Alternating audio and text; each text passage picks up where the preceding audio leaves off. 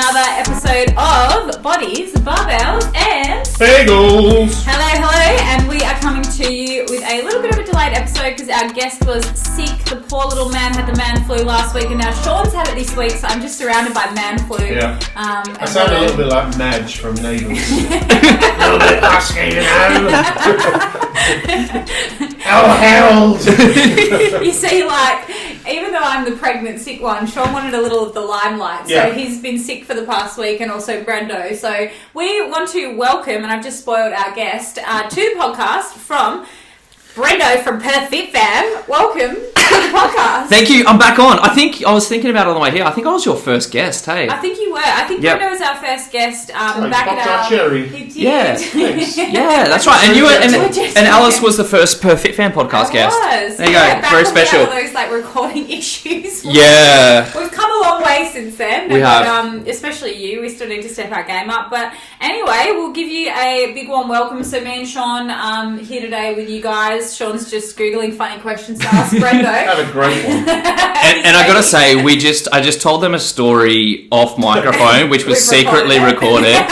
So they're going to set up a Patreon account, and if you want to hear all my disgusting sex stories, go there. Yeah, go there. I'm actually going to value it. Yeah. That's going to be our X-rated podcast on Patreon. Excellent. So if you guys don't know what Patreon is, a lot of the like big podcasters have a second podcast channel where it's basically a paid subscription. So it's how us poor podcasters actually make money, where you go and pay and you get like extras and like nudes and things like that.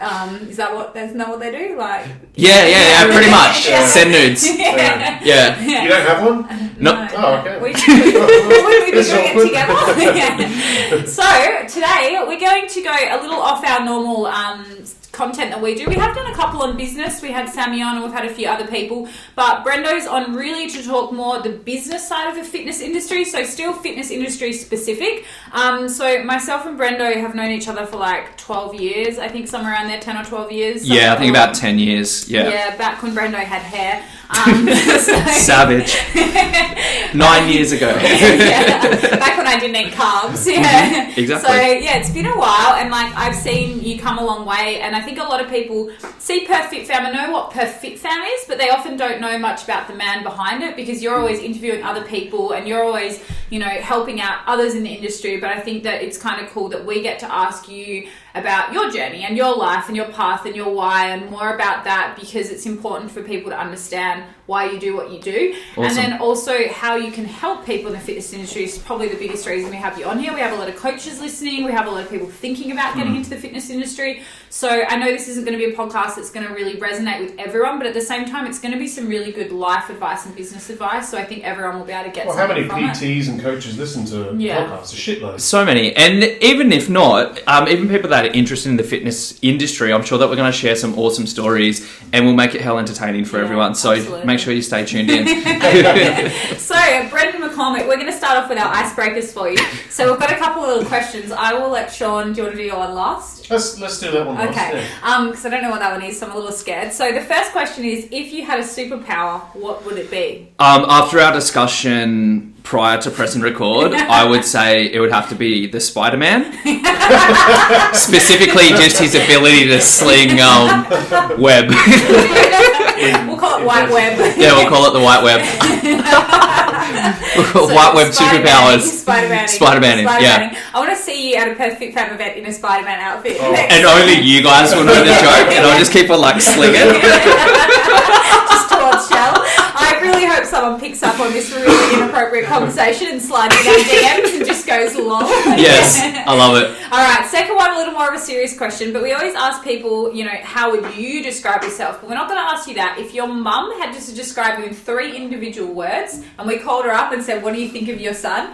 What would she describe you as? 3 words. Oh, if it was limited to only 3 words. Yep. Well, people that have heard... Brendo is a dick. Yeah, that's 4 words. Oh, no. I thought that was going to be easy to answer, like I could just say proud or something. So for people that haven't heard my journey, I went through like heaps of drugs and alcohol issues, especially in my early and mid 20s. And so I put like my parents through a whole bunch of shit back then. Except now, obviously, who I've become and the person that I am, and they get to see all this, awesome stuff. I'm just going to say proud bald man. proud bald man. Yeah. But yeah, they don't have to be 3 words that flow, but it could be like proud, 3 loyal, honest, or stuff like that. descriptive. 3 descriptive words. So My proud, mum, I would say, I wouldn't say funny, I'd say cheeky, because I'm pretty cheeky to them. I would say ambitious and driven. Awesome. Very nice. Yeah, I like Good that. boys. What would have she described you as 10 years ago? 3 words. There's no off limits with this. No. Selfish little cunt. Yeah, perfect. Which is awesome because then that shows, you know, your journey. Exactly that. Into the person that you are. And I think it was a bit like when we did your podcast, same with me. Like if I had to describe myself back then, it would have been totally different to the person you are today. Yeah. So I'm going to make Shell answer. Shell, yellow. Oh, yeah. 3 words. Shell's in the room, guys. So Shell actually runs Perth Fit Fam with Brendo, and I didn't want to tell her that we'd get her in for questions because I knew she'd run away. So I thought if I just kind of sneakily got her in here. So we've got Shell here too. So Shell is Brendo's not only business partner now, but also life partner. That makes you sound like lesbians, but yeah. So 3 words. 3 words to describe Brendo. I would say... It stays in this room. Yeah. So you can't carry this forward into an argument outside the room. I'll remember Say this what you forever. want. Get it. I would Small say... penis. It's winter, man. We'll get to the podcast at some point. I would say... Yeah, driven. Yeah. I would say... Funny. It's always a good one. Yeah. It's nice to know you're funny. Driven, funny, and... It's tough only thinking of 3 because there's so many. That's it. Paralysis by strong-minded. That's hyphenated, so that's still one word. That's fine. We'll take it. Good. Yeah, she's good at grammar too. I wouldn't have said that was one word. She's smarter than me, that's for sure. Well, I actually want to get Shell back in when we get to, I guess, more work focusing on your business now. Cool. But what I want to focus on now is really a bit more of your individual story of how you kind of got to... What about Hold on, yeah, I want this real question. Sorry, Back off the mic. Sorry. Look, you got most of the mic for the rest of this podcast, so let me start mine.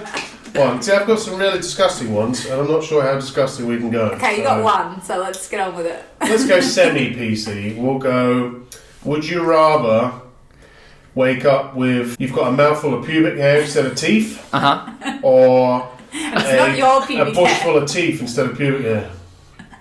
Oh, bush full of teeth for sure. Would you? You can't get rid of them. They stay there for life. Would you still keep your junk though? Yeah. Yeah, just bush. surrounded by little teeth. Yeah, that'd be kind of funny. And they've got braces. Yeah, that'd be kind of funny. Oh, okay. Yeah. You don't really want a permanent mouthful of pubes. Yeah. Instead of teeth. That look kind of weird. But you could kind of hide that. Whereas, like, if you're banging someone, you can't really, like, get your teeth out You of could the get way. veneers over the top of your teeth. What's that going to pubes. do? Like, oh, I guess so. Yeah. And you could brush your crotch. It's a secret thing behind your teeth of just having like mouth pubes. Yeah. So, That's really guys fucked listening at home. Yeah, it really is. Listening at home, we'll put up a poll and Which one would you rather? Yeah. Good answer. That's the correct answer. I agree. Well done. I think that's definitely the correct Is there a answer. correct answer? It's the whole Well, that banging one. your mum or banging your dad thing. Well, that was right? the next one. Oh. Not so awful Let's ones, not but, go you know, there. yeah. All A right. cup of this or a cup of that. Well, I'm going to be the adult in the room and bring this All back right, bring it to on. Yeah, let's do it. Let's do it. Business professional. See, this is why I get told off for sometimes interrupting because we go so far off topic. We've got to bring it back. So, Brendo, first question. Mm-hmm. How did you actually get started in the fitness industry and why? Okay, so I started training. I grew up as a baseballer. That was my sport. That's how I actually ended up back in Perth. So that's how I ended up in Perth. So I grew up in Canberra. I came over here for the Nationals one year, and I just fell in love with it. So if anyone's ever been to Canberra, it's a nice looking city, but it's very small. Yeah, and when I came over here, it's the first time I saw beaches like this. The city was amazing, and I just knew eventually I'd come back. But I actually started going to the gym when I was 16, and I'm pretty all or nothing. So once I started, I really just immersed myself in it. I started competing by the time I was 18.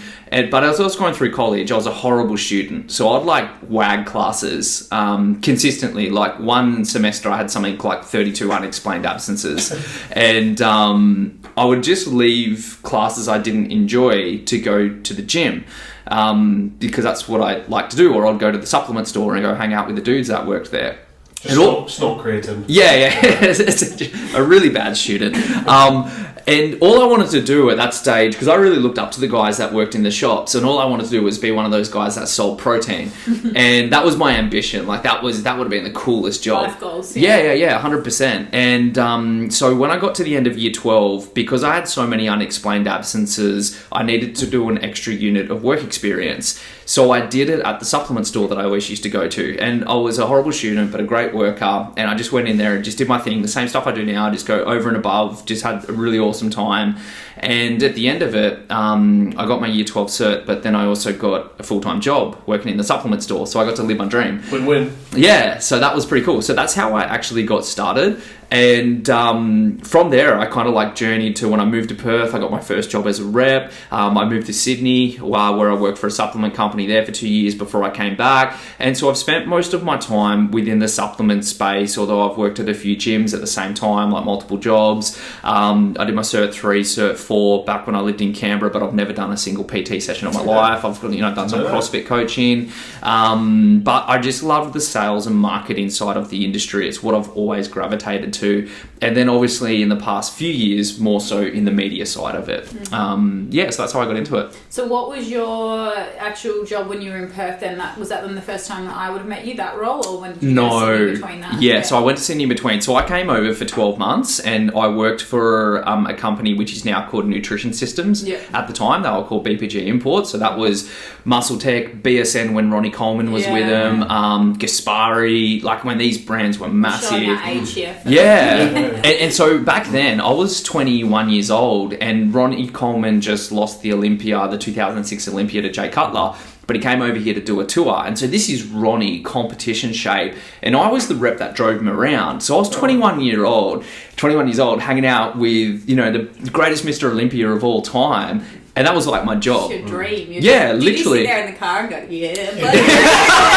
So he jumped in the car. So I had a company car and it was a Pulsar. Oh, And what car would you? Yeah, it was a Pulsar. And so this is Ronnie Coleman. He's cash. He's used to balling quite a bit. He drives a Hummer. Yeah, exactly. And he got in and I swear the car sunk a little bit. And he actually looks at me. And so Danny is the owner of Nutrition Systems. And I'm not going to try and do his accent. But he looked at me like really weird and he goes, "Is this the car Danny makes you drive?" And I actually didn't say much to Ronnie the whole time. He was a very chilled guy. Yeah. And he just sat there on his BlackBerry, again, showing our age. He just sat there on his BlackBerry just answering emails and just getting notification one after the other. Awesome. Yeah, and that's all he was doing the whole time. And I had 2 good conversations with him the 2 days that I drove him around. And one of them was quite funny because we were having lunch together. So it was me, him and his cousin. And he got his steak and rice. And he just pulled out 2 packets of artificial sweetener and started mushing it into his rice. And I looked at it and I'm like, what are you doing? And then I got my meal and it was just like steak and salad. And then he looked at me because I'm this skinny white guy, and he's like, "What are you doing?" There was no carbs or anything, and he was disgusted at how I ate. And then the other conversation that we had that really stood out. So some of the listeners may remember Lena Jade. So she was, I think she was probably the first pro. Yeah. I think she might have been figure pro. She could have been. Yeah. She had incredible genetics. Before Bikini was even in. Yeah. It was like just before that stage. Just before like the Summer, Amy, Nina era. I think Lena was just before them. Well, funny story, because at the competition, Ronnie's seminar, they actually had the Oxygen swimsuit model competition, and that was Summer was in it. She got third. So that's the first time I actually met Summer. And yeah, she would have been like so young, and it would have been her first bikini comp, let's say. And then Lena won it, except Lena came out the back and I'm sitting there with Ronnie before he went on stage, and I just said to him, this is Lena. She's got incredible genetics. Like, she doesn't even diet. She's got these splits in her biceps. And that just fascinated him because I was talking bodybuilding and it's something that interested him. So he chatted with her, like we all started having a big discussion. But outside of that, he was just a super chill guy. Yeah. He seems pretty cool, very laid back. Very laid back. Yeah, very low stress life. Monstrous, huge. Yeah, just does what he wants on his timetable. He'll do a radio interview on his time when he wants to do it. Doesn't work to anyone's schedule. He'll stop everything to eat. Yeah. Anyway, that's our Ronnie story. Yeah. Yes. Yeah. That's gone into Ronnie a little bit too much, but yeah, that's how I got into it. Yeah. Awesome. And so I want to go back into you a little bit, like. Obviously, like where you're at now in your life, you're in a great place and you're doing really well and all the amazing things. But I guess going back then, and I've always seen you as like this super bubbly, upbeat, go, like high energy. But back then you were like high energy to the next level. Yeah, I was full of social stimulants. Yeah. And I guess it's more like, well, you've been in the industry a long time, and I guess we both understand that as well, Sean. Even Shell's been in this industry a long time. We all have in this room.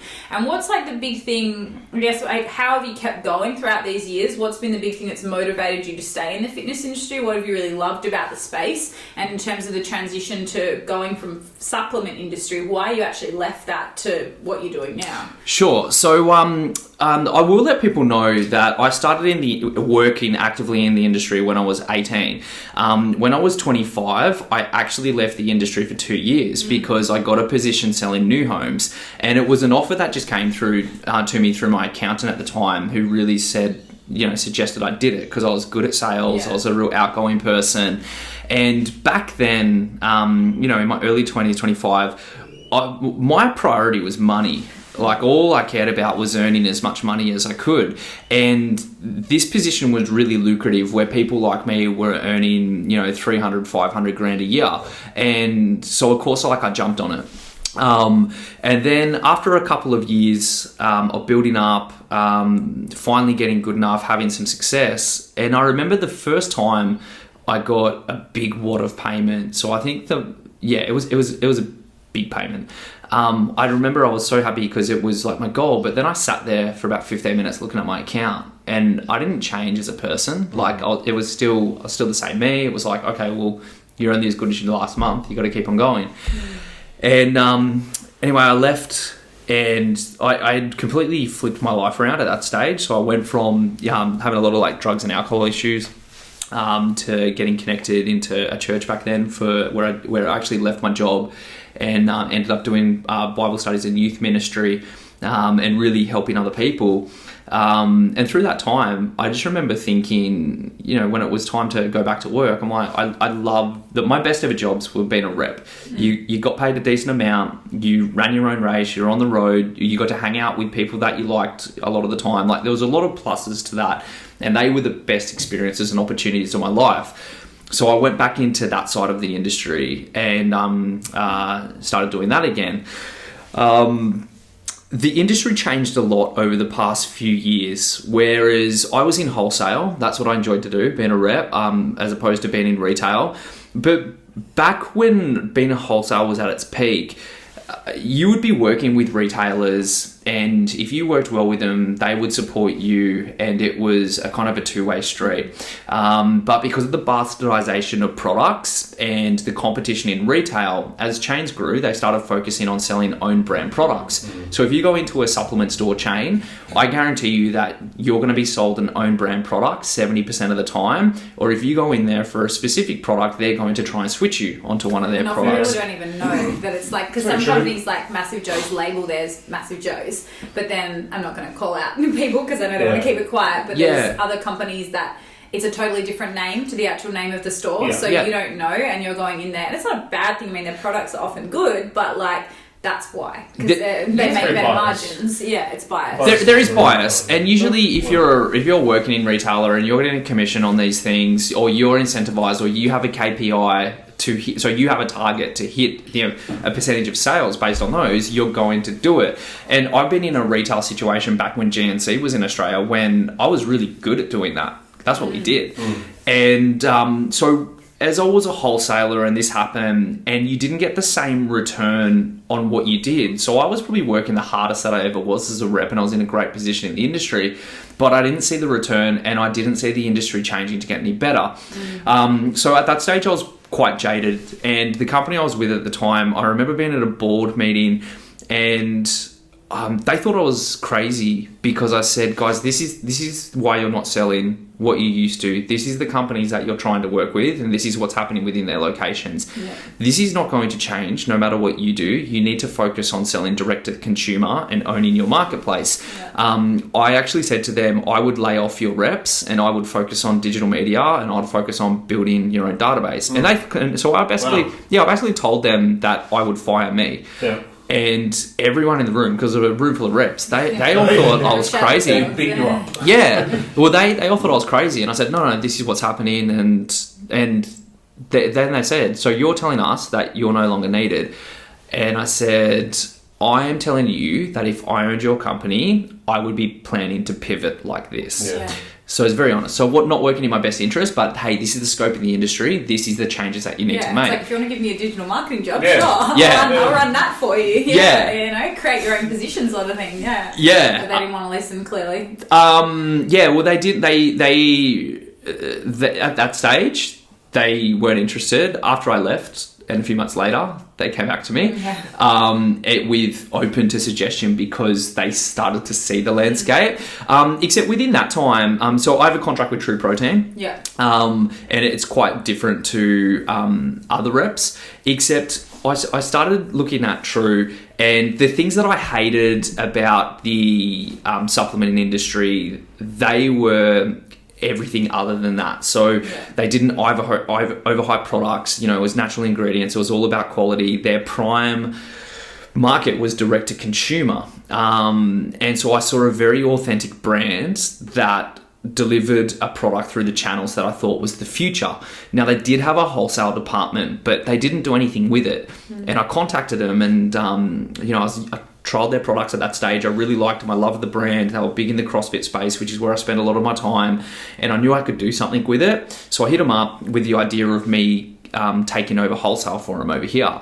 And I had to go backwards and forwards with them for about 6 months. So they were interested, except we hadn't met each other. And so I went to CrossFit Regionals that year and I got to meet them face to face there. And then, we had really good interaction. They realized I was legit and I wasn't just some douche. Just like hitting them up because they probably get it all the time. And they said, sure, hey, we've never done this. What do you propose? I told them some of my contracts in the past. We put one together and then, it's probably 5 times of what, like within a few months, what we had raised that to was so rapid because I knew that the primary goal should be direct to consumer, followed by servicing independent retailers, gyms, CrossFit boxes who don't sell own brand products and give them a sense of exclusivity within a phenomenal brand. And that's the way that I've delivered it out. Yeah, so you found really the gap in their business that they needed, and you were trying to do the same with the company you were with before, but unfortunately they kind of didn't get to the game in time sort of thing, or they weren't geared for it. They weren't geared for it, and I think that's a really cool trait in you, that you're finding those gaps, and that's kind of probably why you've thrived, because you've constantly gotten ahead of the market, so to speak, that little bit, because the supplement industry has changed so much, and the people want less bullshit, more honesty, which 100%. Is probably why you align with True, because there's none of that fluff. It's like straight to the customer.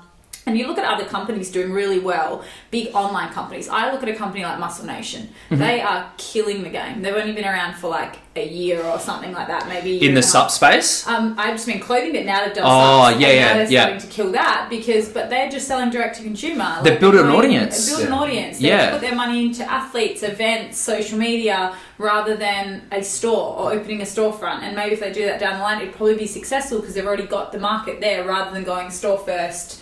We're living in an online world. I don't understand why some businesses still think like that's not important. Like, it's insane, isn't it? I came from a company that grew in the old way and they hadn't adapted fast enough to the new way of doing it. Yeah. But times have changed so much. It's insane. So at the moment now, explain to us like what you're actually doing today then, in terms of like, we've talked about True, but Perth Fit Fam, what that is, what it's about. Explain that whole, the why behind it, I guess, as well. Okay, so over the years of being in the fitness industry, one thing that I've done well, and without even really trying to, it's just been my personality, is to be able to build large networks of associates and people and friends.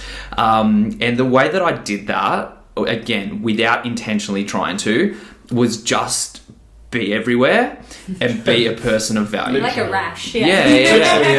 Every What's your opportunity. weekly petrol bill? Probably still a lot now. It would be phenomenal. You need to buy a Tesla. Yeah. Oh, yeah. Trust me, I will one day. One day, I'll definitely get a Tesla one Yeah. day. Yeah. After Elon's Joe Rogan podcast, when he smoked that blunt, I just went, I'm getting a Tesla.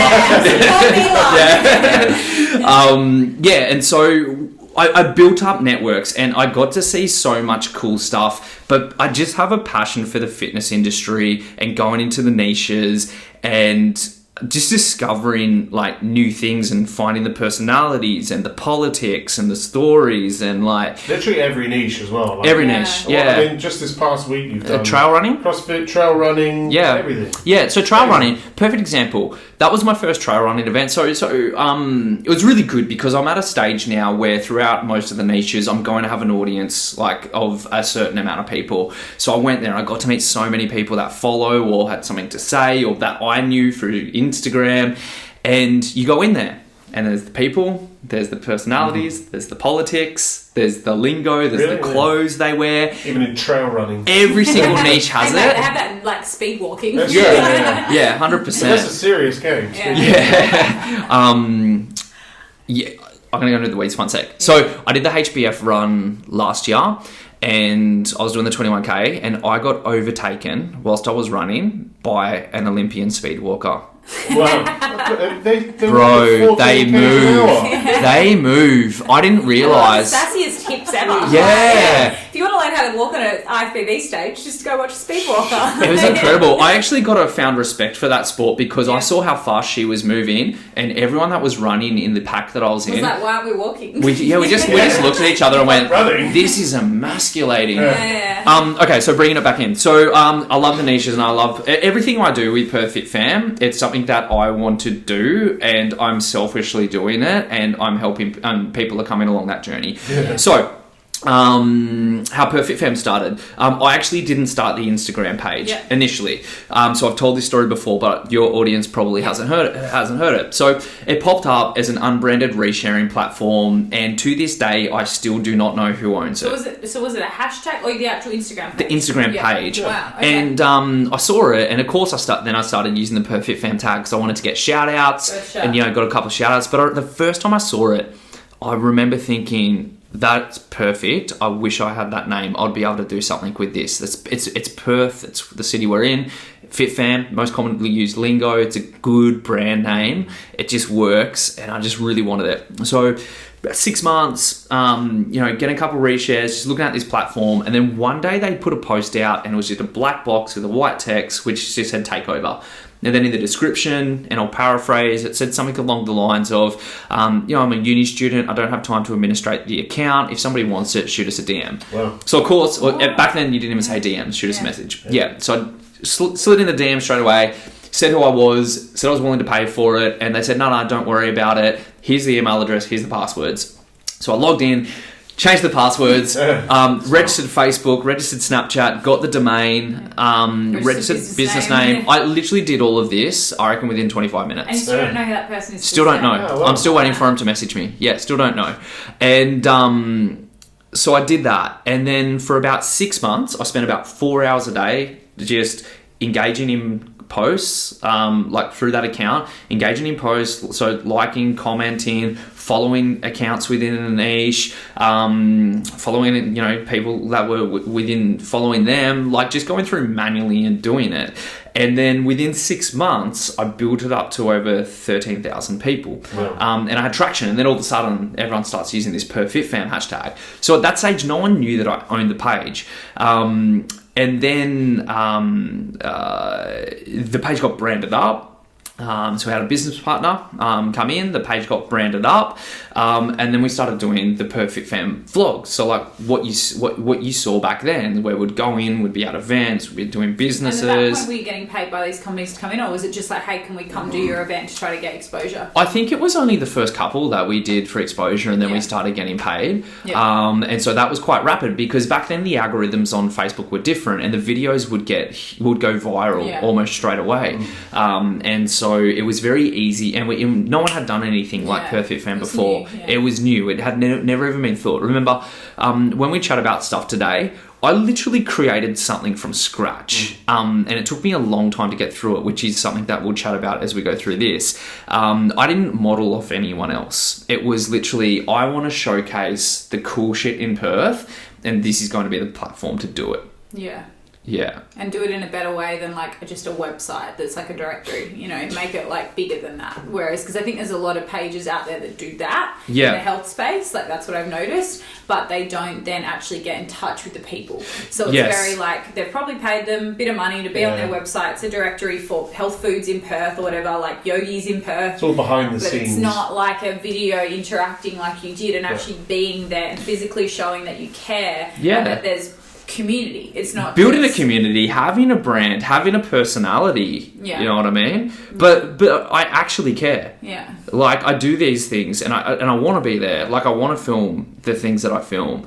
It's a podcast. I want to interview the people. They're conversations I want to have, and people get to listen to them. You've created, which is pretty cool. You've basically been able to generate an income, but also do what you love and be excited about what you do every day. And maybe you don't earn the same as what you earned when you were selling houses, but you'll get there one day. But you'll 100%. Actually be able to do it from a place of love than a place of like money, like you know. So and anyone, sorry, I'm like I just cut you off, but you're right. If it's your podcast. From the money side of things, I remember I seen the comments and I'm like, oh no, don't cut her off. I've had that once. Yes.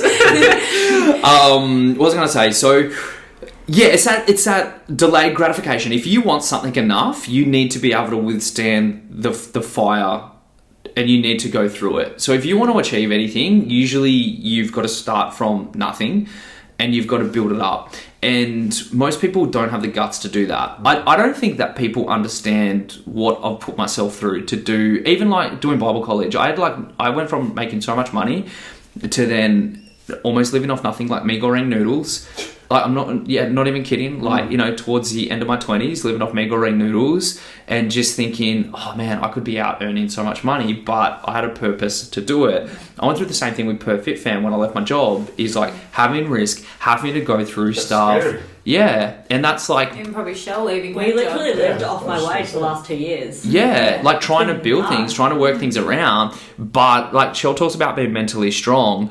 People don't understand my capacity to put myself at risk and just do shit for a purpose. Like, Tony Doherty is very similar, I think. Like, you'll be willing to kamikaze yourself. So mental, Doherty, like all those people like that. Yeah. So mentally strong. Like, I listen to a lot of Ed Mylett podcasts. Mm-hmm. Have you listened to him? No. You would love him. I prefer him to Gary Vee. Okay. Because he's just a little more intrinsic, I would say. Then Gary's a little more like direct. I still love Gary, but like if anyone wants a good one to listen to, Ed Mylett. Yeah. He's more of a Tony Doherty vibe, I would say. But American and then like a billionaire. Like, He's jacked. He's jacked too. Oh, cool. Double cool. So he's like friends with Tony Robbins, but he's like wicked. more into fitness and stuff like that as well. So yeah, I'll check him out. I'll actually get his details after this. Yeah. And so some people don't have the capacity to do this, and they're adverse to risk, whereas I'm completely the opposite. Even doing the 24-hour race, like I got the furthest out of the Western Australian athletes, and I'm not an OCR athlete,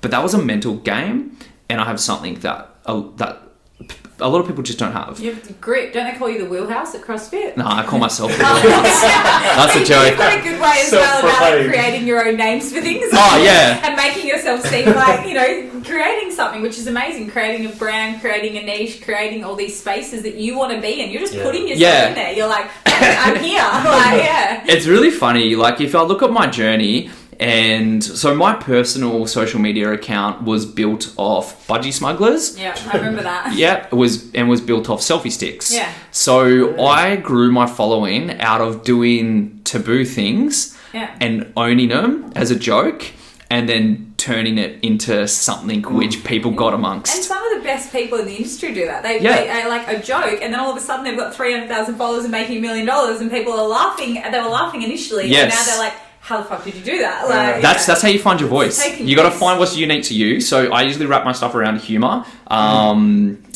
It's my voice. It's how I do it. But you got to find something which is unique for you, which stands you out. Confidence in that to follow through, because I think that's the big thing. Like, a lot of people lack the confidence that you have, and the just zero fear of like failure. Like that's the biggest masochism one. As well. Yeah, because you've obviously got no fear of failure, because if you did, you wouldn't do half the things you did. So I've built that up as well. Like when in the early days of doing Perth Fit Fam, like when I'm going in and doing a pole dancing shoot and it's me in tights in high heels, I'm not standing there going, oh, I feel real comfortable right now. I'm going, okay, this isn't you. It's not it's not you personally. Like, just play out 100%. If you don't play out 100%, you look like an idiot. You have to just swallow your ego.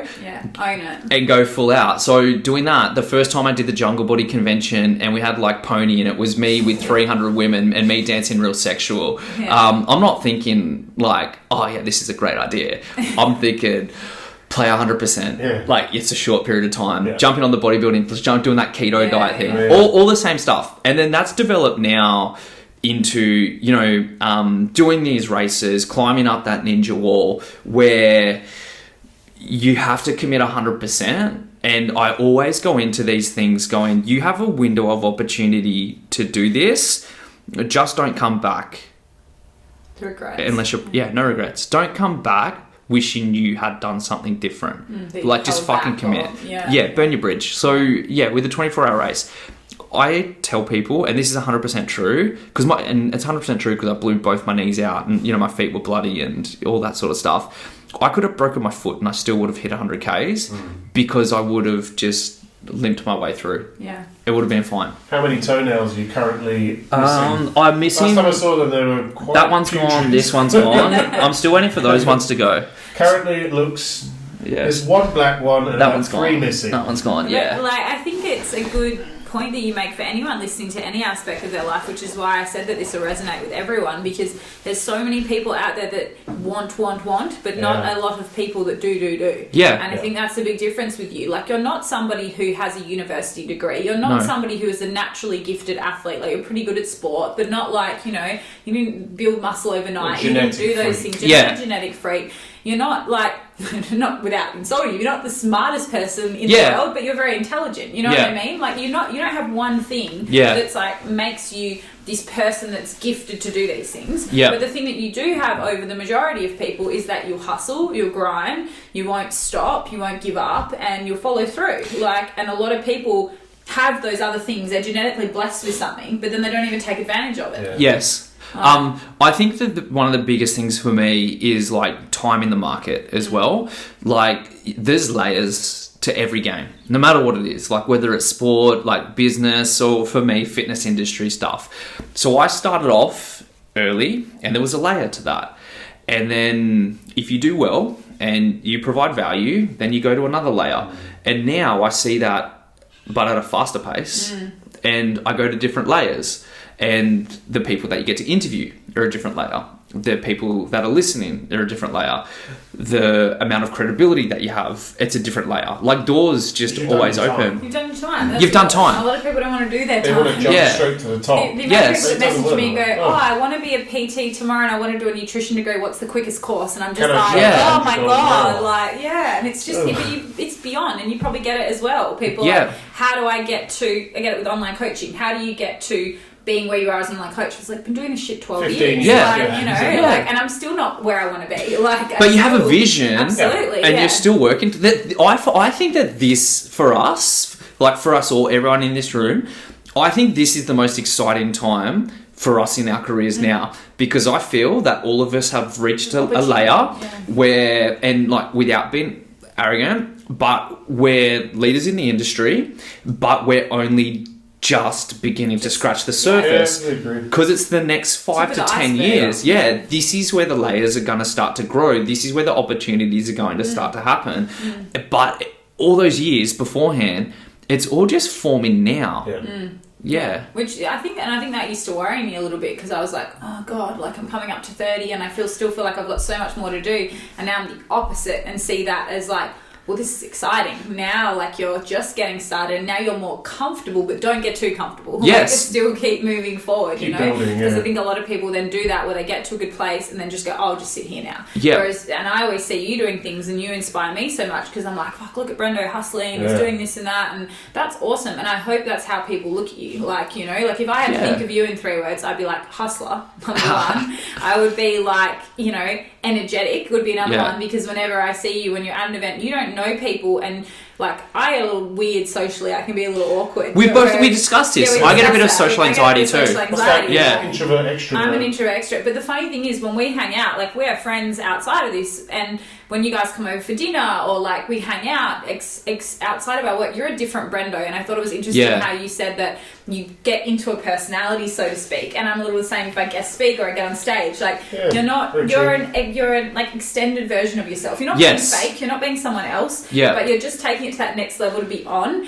And I think that it's really, that's why we wanted you on here, so people can see the other side to Brendo. That you're There's not, actually thought behind it. yeah. Yeah. That you're not just this like intense like Yeah. go. That you've actually got a structure and plan behind what you do. Like So I was at CrossFit Sanctionals. So Sanctionals is like the big national event, and I was over there with True. And for the weekend, I was out the back where all the athletes were, helping them with their supplementation.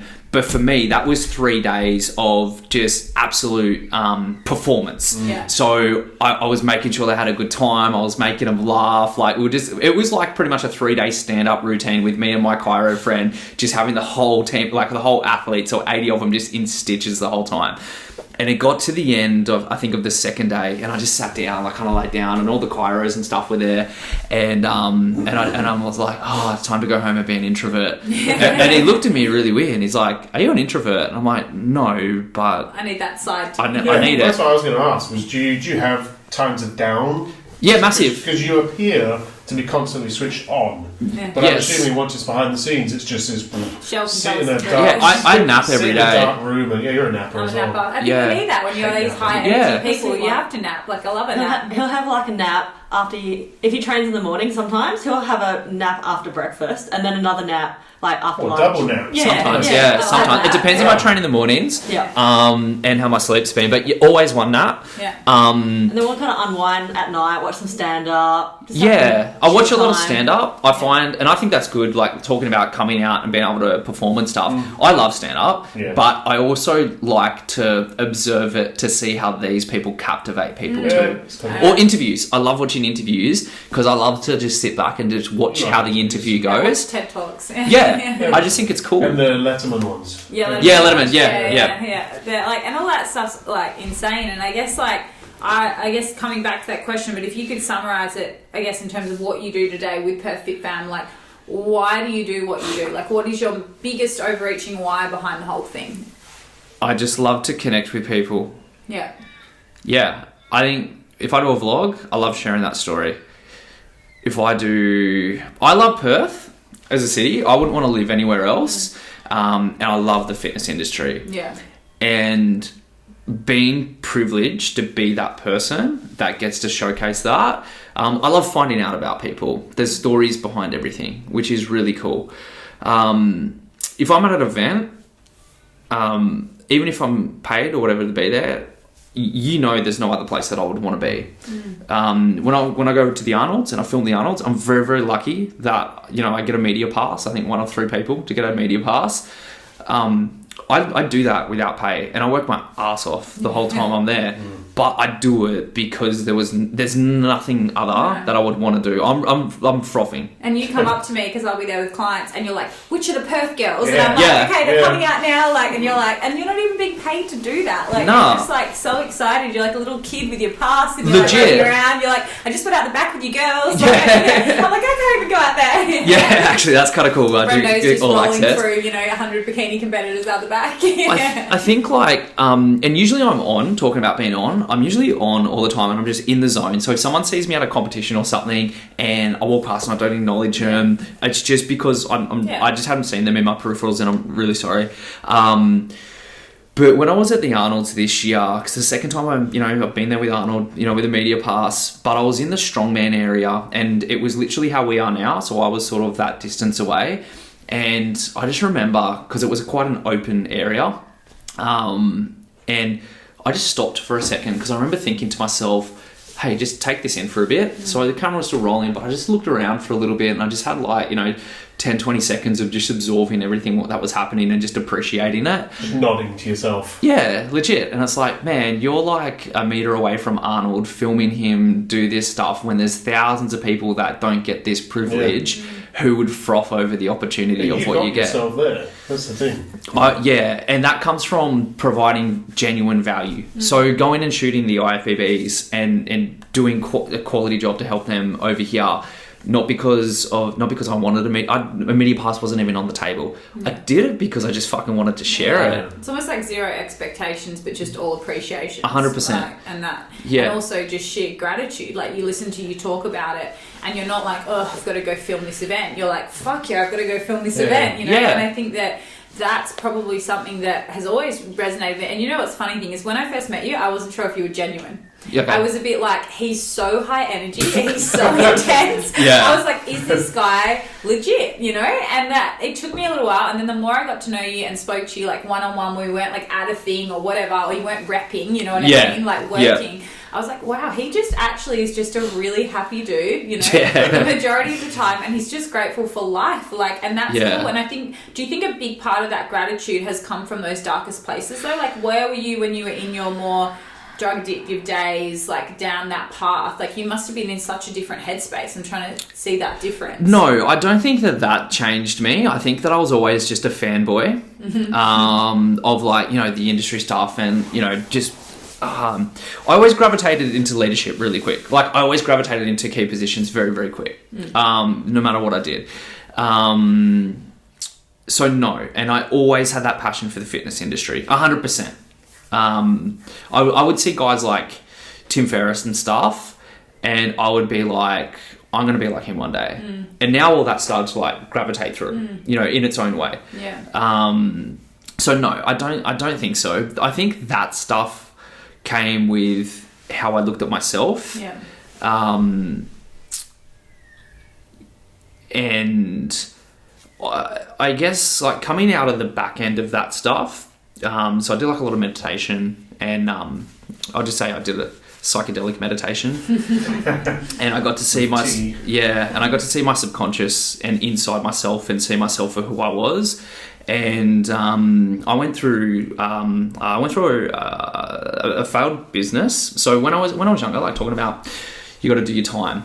So when I worked for Nutrition Systems, there was a brand VPX, which people all know now because of Bang, but they had this new pre-workout and I knew they were going to be the next big brand and all I wanted to do was be the next big thing in the industry. So I left my job, I flew to the Arnold Classic in Ohio back in 2007 when I was 21 and I got the exclusive rights to distribute the brand back then when I was 21, and I negotiated those rights over big companies by using, because back then there wasn't like Skype and stuff like that. I got a international calling card from Woolies and I used my parents' phone to negotiate the rights and I got them. And so I ended up importing my first container, but I didn't understand the regulatory side of it. So I got held up. There was a lot of issues. It took me a few months to get it in. And then by that stage, they then gave the rights to someone else. And then my little dream back when I was 21 of being this great distributor of supplements failed. And so I think that I carried a sense of failure, that I wasn't the business magnate that I thought I was going to be from reading Robert Kiyosaki. By the time I was 21. You're like, I'm ready. Yeah. I had a lot of comparison back then. So I would look at other young millionaires and I would hate myself for not being like them. And then I went through a breakup when I was 25 and that was like a real traumatic experience for me. And because all my family's from over east, and her family was like my family and her brother's friends were my friends. Yeah. So I just changed my job at that stage. So I lost everything overnight and I had to deal with all of that in isolation by myself. So I didn't have people around me to help me deal with it. And I dealt with it because I would never consider myself as like a drinker or a drug user. I was always a fitness person. But I would binge drink in privacy of myself or, other things. I was very self-destructive. And it wasn't until years later and doing psychedelic meditation that I got to see it for what it was. and I got to forgive myself for it because I understood that it was a coping mechanism. Because you hear about people drinking to block things out. Numb it, yeah. But when you're doing it, and when that's your nature, you don't understand that's what you're doing. You just think that you're a piece of shit person because you don't want to do something and you do it. So I always say that I would have been the kind of person, if I got a bottle of wine and my intention was to drink a glass, I would smash a bottle. You're like a binge eater, but with alcohol. Yeah. 100%. Same thing. And that was just my way of covering it up. So I got to see it. I got to forgive myself. I got to address that situation after 8 years. And ever since that time, I've just never had even a thought to consume alcohol or do anything. So I think that was more personal stuff. I think I still definitely have the gratitude. But once I removed these baggages, and that's not it, there was definitely other things as well. But once I got to remove these things and I didn't carry it, because it's something just in your subconscious that you walk around with every day. And we all do it, and we all have baggages, and there's layers to this as well. But I got to remove it, and it got to help me become who I'm supposed to be. Yeah. The complete you, once you let go of comparison and failure were really the two big ones that you said then. Yeah. That were kind of holding you back a just a little bit. self-destructiveness, yeah. Self-sabotaging. Self-sabotaging, yeah. And that's massively important, and some people will be going through that in their own way. And that's how I did it. So a lot of the success that people see now, especially like 2019 has been massive, a lot of that comes down to not just because Perth Fit Fam has just finally caught on. It's because I've changed as a person, and I have become more self-aware, and I live with an alignment of who I am in my mind, like my vision of myself. You're finally clear mentally and physically in your actions, which is a big thing. Like, huge. Because we have a lot of coaches and PTs and stuff who want to succeed in this industry, what would you say are the key learnings and traits that you have to get you to where you are now and be successful?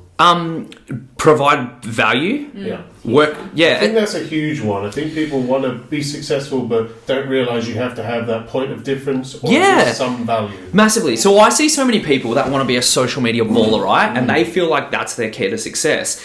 That is a tool to broadcast yourself out. You need something that you're actually going to sell to. That's right. And you need substance to be able to sell that. Unless you want to be a paid model for the rest of your life, and that won't last. No. Instagram's changing. I can tell everyone now, the whole influencer game is never going to be the same. It's going to be very, very hard to do that same shit, and people, being an influencer is the equivalent of being, what's a Ziz? What are they called? Turbo. Yeah. Being an influencer is equivalent to being a turbo. Jeff Sayed, yeah. Let's put it this way. Stereosonic is no longer around for a reason.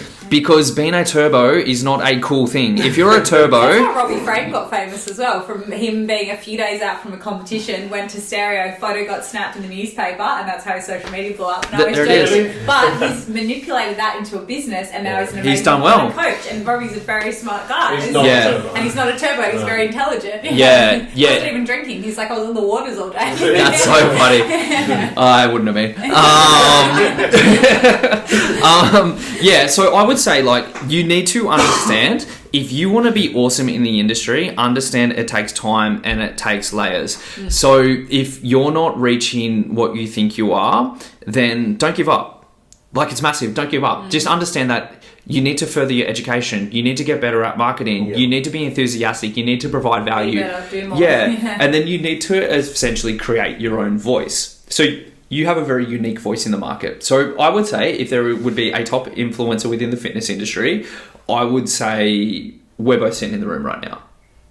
I guess in Perth. Sean's like in Perth. In Perth. Yeah, in Perth. Yeah, I'd agree. Yeah. I mean, I'm pretty I do like a little confidence in my social media, which is weird because people don't really see that. No. I say it a lot to Sean, where I have these like moments where I'm like, I literally have no idea what to post, and I get kind of content blanks. Why would someone come to listen to me? Yeah, I get a bit and like then that. you sell 100 tickets Yeah. in a day. And then Sean's like, Okay? But that's like a brief moment, like, you know, and I get over it. I'm not someone that, again, sits in my shit, which is something I talk about a lot. So it might be a day where I'm just feeling a bit flat, where maybe I haven't got the same reach on a post or whatever that I normally would, and I'm a bit like, oh God, are people still interested? And then the funny thing is, we all go through that. The algorithms change, and some things may happen, because I go through that stuff too. Recently, we started launching courses, and I don't want to go too far because I know where this is going to go. But I started providing social media education for people, and I never wanted to be that social media guy because I thought there were better people out there than me. Courses that we've gone through, which included social media modules, I would sit, and these are with experts, I would sit there and I'll be like, that's not correct, that's not correct, or that's black hat advice. And I was better than these people at it, except I never wanted to be that person. And you were even asking me, because I was getting mentored at the time and paying people like $2,000 a month to mentor me, and then you'd ask me stuff and I'd be like, and you'd already know it, like stuff that I'd been paying like a ridiculous amount to do, and you're like, oh yeah, I already figured that out. Or like, you know? So I'm actually qualified by Facebook. So Facebook have a qualification thing. I did that for me, not for anyone else. And this is a while ago, except I never wanted to produce these courses because I didn't think that people would want to hear social media. And as we went through the course, they're like, because again, I'll come back to it, they just, one of the questions they said was, because I didn't want to release a fitness product, there's people like you that are exceptionally good at this, and I'm not one of those people. I'm really good at media and marketing. And they said, what's the one thing that people always ask you for or want to pay you for? And I said, social media. If I ever go to an event and I do a Q&A, I guarantee you 100% of the time without fail, the first question is a social media question. People send me messages wanting to do private one-on-ones, and I've never advertised it. And so I've always had a handful of clients that do that. And I said, social media. And so we said, okay, we'll produce a product to help people with social media. And you saying that you're not confident with filling up a seminar, we had more sign-ups to our social media product than 96 other people going through the course that we had in the world, like across the world. And I was like, it was such a proud moment because number one, it was proud that we got, you know, that we had so much validation. But number two, it was just, oh, you have something to offer, and people were actually getting results off it and sending you messages about, hey, this is actually working. And I'm like, yeah. So for me, it's simple stuff. For other people, it's business changing. I don't say life changing, but if their business goes well, then it's financially changing. Absolutely. Yeah.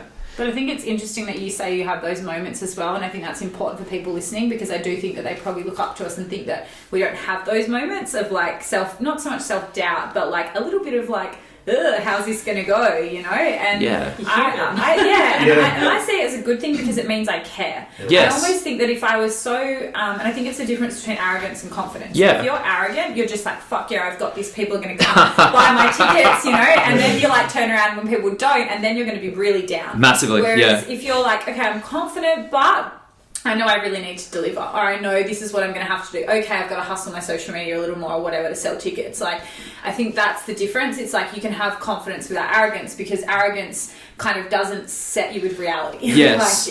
People that are arrogant, and I have so many people that will come up to me saying, oh, I'm going to do this. And I just remember, and like every time I'm like, oh, okay, cool. But are you like willing to like withstand years and going through periods of eating mee goreng noodles and like how far are you willing to go? Like, some people want to compete, and I'm like, what are you willing to sacrifice to get to that level of leanness? And they're like, oh, but it looks really cool, and I'm like, that's not enough, like, you know. It's true. It's with the mental thing, and like people still going through it. So recently I did people might have seen me go up the 4.5 meter ninja wall. So I never would have thought that I could have done that because I always thought I was too short. I went to Ninja the week before and I did the 4 meter wall, which is like the Ninja official height, and it was quite easy. I was like, oh, I didn't realize I could do that. So I said I'd come back within 2 weeks to do the 4.5. What people didn't see when I came back is that the first time I did the 4 meter, when we came back, it's quite a bit harder than what I remembered it to be. And then I started to get fear because I almost fell on my back on the 4.5 before, and I'm scared of heights. And all of a sudden I let fear creep in about what could happen. And then all of a sudden I was struggling to get up the 4-meter wall. So physically I hadn't changed. It was all mentally. And Tash, who was helping me through it, who's the ninja there, I actually said to her, so this is me after coming back from the 24-hour race, and it's all about getting out of your comfort zone, and it's all about it's in your mind and, grow yourself and all that sort of stuff. And I was stuck down by fear. And I actually said to her, hey, I'm going to have to come back another day. I got to wrap my head around this. Yeah. And she didn't say no, like she didn't put her feet down, but she just regressed the movements. And so she taught me to get up the 4-meter with one step, and then I had more confidence. Like I went through a bit of technique, and then I did that. I'm like, oh, that's kind of cool. I did this without a run-up. And then I did it with no run-up. And all of a sudden I was like, if I can do a 4-meter wall with no run-up, I definitely can get up a 4.5. And I didn't say anything. I just grabbed my stuff, walked straight over to the wall, had a couple of practices, and then, got up it. So nothing physically had changed throughout that 15 minutes. It was all mentally, and I almost gave up. And this is, like I said, after coming from being that guy of, it's all about your mental capacity. Everyone goes through it. You just need to decide if you're willing to stay or move. Pursue. Yeah. Be persistent. Yeah, whether you're going to stop and give up there and let that win, or just give yourself a minute and breathe and think it. I always think you got to think it through logically, because sometimes you have a rational thought where you're like, this is hard, I can't do it, blah, blah, blah, and you're in this like irrational reactive zone rather than an active zone. And I think that's something I always say to clients. It's like, are you going to react or are you going to act accordingly? Yeah. Because reactive is like just doing the easy thing, which is like giving up. Whatever, in that moment you could have just like chucked a tanny and walked out, you know what I mean? Like, which I almost did. Instead you were like, okay, well, let's take a few steps back in order to step forward, and you probably weren't even thinking when you took those steps back, I'm going to do it today. You're probably just initially thinking, I'm going to improve my technique, and then when I'm ready I'll come back and nail it, and all of a sudden you get an even better result because you lowered the expectation and took that pressure off yourself and grew your confidence, which is a big thing. I think the confidence was a massive thing. I didn't want to disappoint myself because I had a goal in my mind and I had a vision of what I was going to come home with. Yeah. And I usually am like, I'm not leaving until I get this done. And so as soon as I got that confidence, I was like, that little bit back, I was like, I'm ready. I've got this, So we were talking about your top tips for people in the fitness industry, just things that have really helped you over the years. So your biggest learnings from the fitness industry. So you talked about really like just having that hustle and also taking your time and being patient and knowing what you're doing. So any other ones? Time in the market. Yeah. So I said, be someone of value. Yeah. So consistently rock up. It takes time and there's layers to it. Yeah. Okay, I'm just going to finish this one with a really simple one. Yeah. Just be good to everyone. Like, be a good person. Yeah, treat people well. You get called out pretty quickly for a shit human. Yeah. The fitness industry is so small. And every industry is so small. Social media. No matter what, every industry is so small that you go into. But I want to be known as someone that makes people happy and someone that makes people feel good, and they know that when I turn up, it's going to be 100%. One thing where I let myself down, or that I'm not, so we talked about social anxiety. Sometimes when you're at an event and there's a lot going on, and especially when people may know you or follow you, but you don't know them. It's very awkward. We've talked about this before, Yeah, and when I first had to start to deal with this, it caused a lot of social anxiety because I wasn't used to it, and it's quite a confronting thing when people come and speak to you so enthusiastic, but you never get that introduction. And they don't just say, hi, I'm blah, blah, blah. They just come up and go, how's your dogs? How was your holiday? How's your baby? And you're like, what? It's true. And they're people that really appreciate you, and you haven't been able to give them your best self because you're kind of a little bit shocked. I get disappointed in myself. So sometimes I walk away and I go, oh, could have I been more? Could have I been like... Asshole, but then sometimes I don't know what to say because, again, I don't know anything about them, and I don't want to also just talk about myself. I want to know about them. So, like, they've followed me. They've stalked my story, and now I've met them in person. I want to know who they are. Yes. I want to be like, what do you do? Like, why have I helped you? Like, what? Tell me your journey. And sometimes they're so excited, so they want to talk about you, and you're, like, trying to flip it back on them, but then sometimes I'm worried that comes across like that I don't care or something. Like it's a very. I don't think so. awkward- I think it's like you genuinely want to know. Yeah. But it is awkward, isn't it? It's an awkward situation, so I've definitely got better at it. Where now, right at the start of the conversation, I'll just apologise and ask them their I name. do that. Yeah. So, sorry, what I didn't catch Before your I name. was too embarrassed to say that. So you know what I say? I say, what's your Instagram handle? Because you've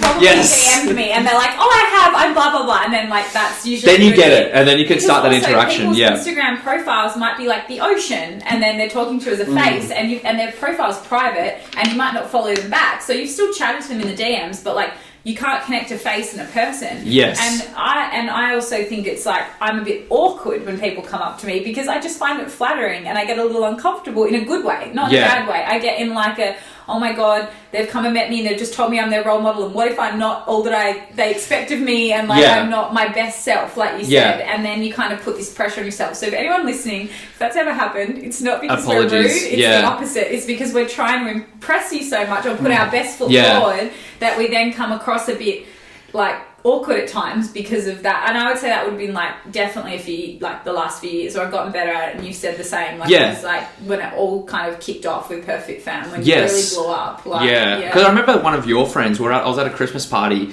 and she came up to me and started chatting, and I wasn't sure who it was, and I would have been real standoffish, and that's when around that time is when I first started experiencing it. I remember that. She even said it to me. She did. She goes, oh, he wasn't very friendly. And I was like, oh, he might have just been tired or something that day. Because that's what I always think too when I've met people who are like, I see as a role model. Yes. I'm like, you know what? Everyone has bad days. Yeah. And like, I try to not express that if I'm meeting someone, but at the same time, give people a bit of a break. And that situation just came down to I wasn't sure who that person was, and it just went straight into a conversation, and I wasn't sure. So I've learned how to handle those situations better, like almost seamlessly now, where then I can establish who the person is, break down the barrier, and then I actually get to find out about them, which is awesome. Yeah. So I do enjoy that sort of stuff. But my final tip was just be a good person to everyone, like as much as you can.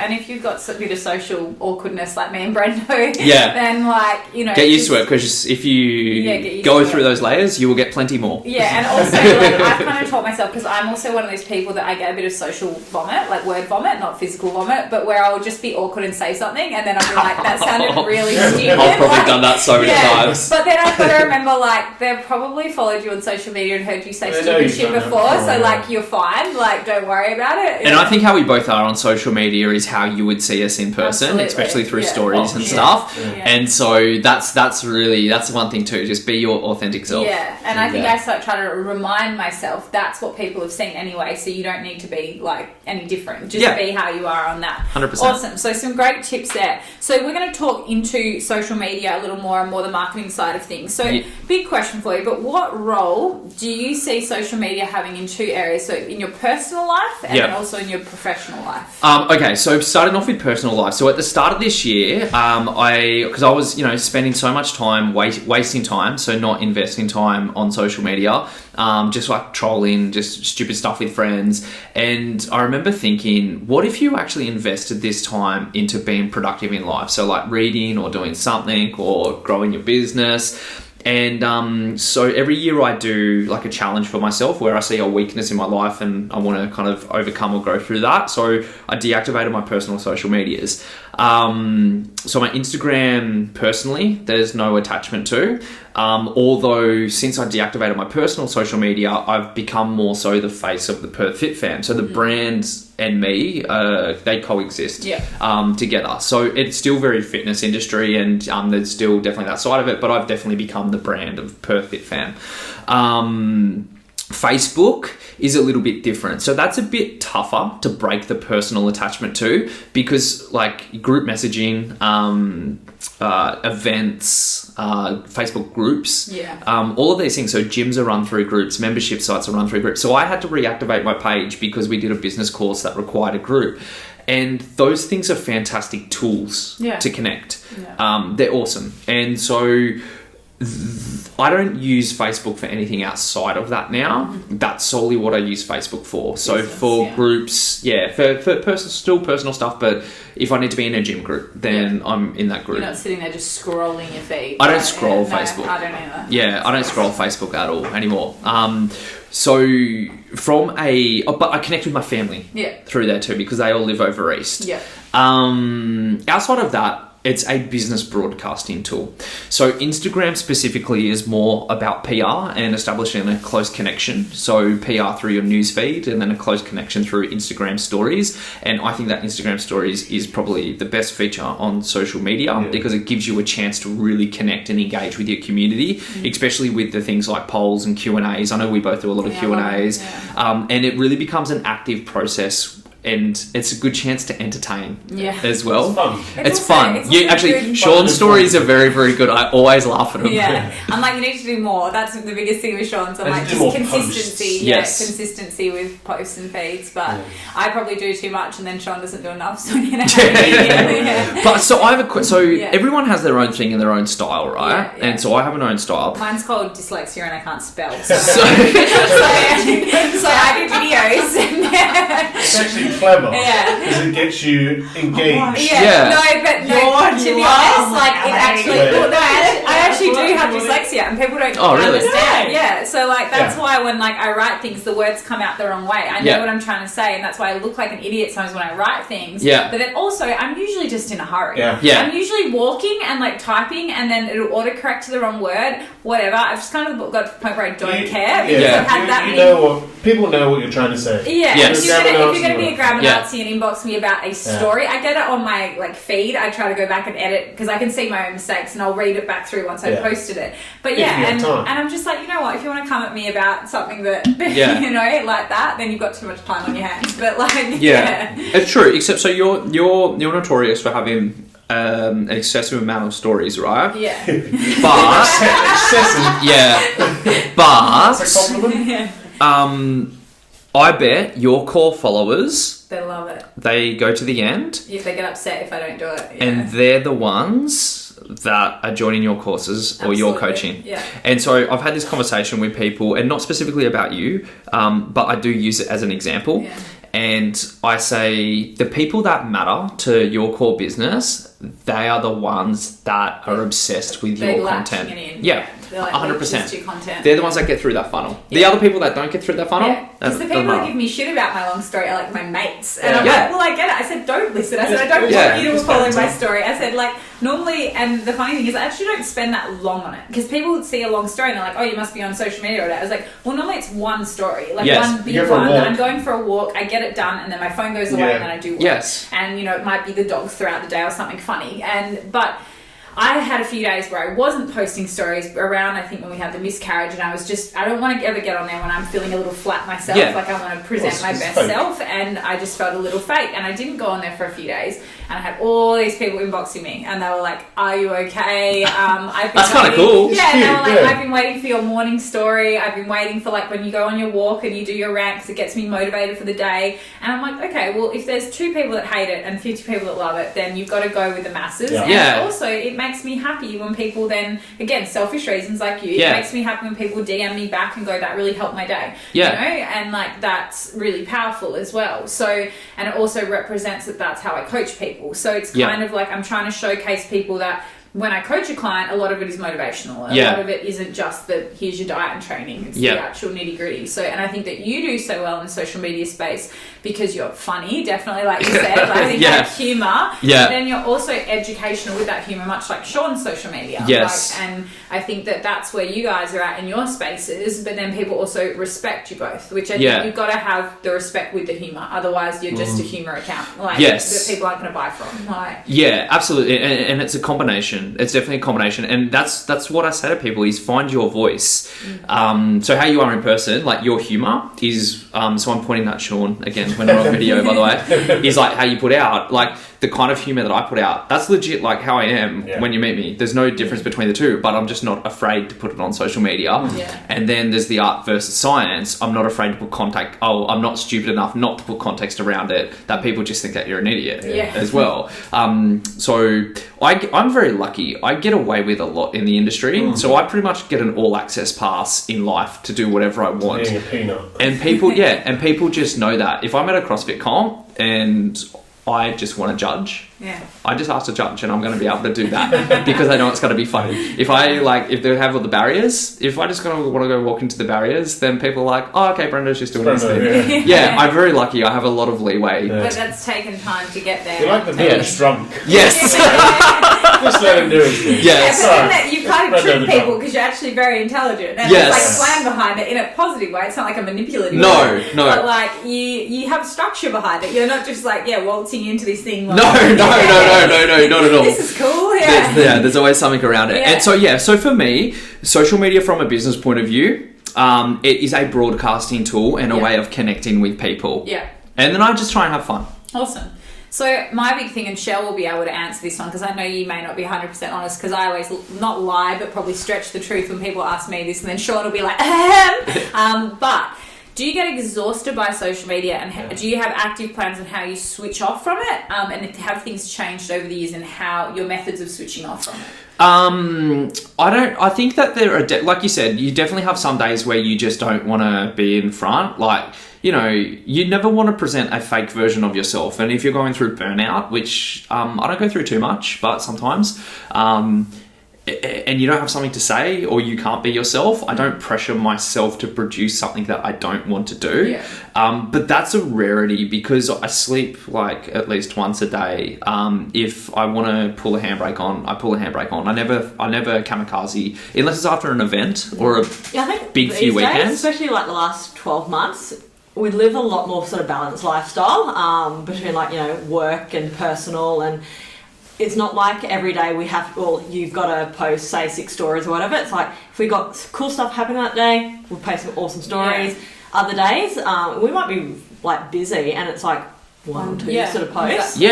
But usually I post in groups as well. So you said like your stories, even though they're so long, it doesn't take long to do because you do it at once. Max, I know every day, that I'm doing something cool. And I know that I'm going to post a group of stories around that situation. And then I know my phone's going to go away. Absolutely. That's how I kind of see it.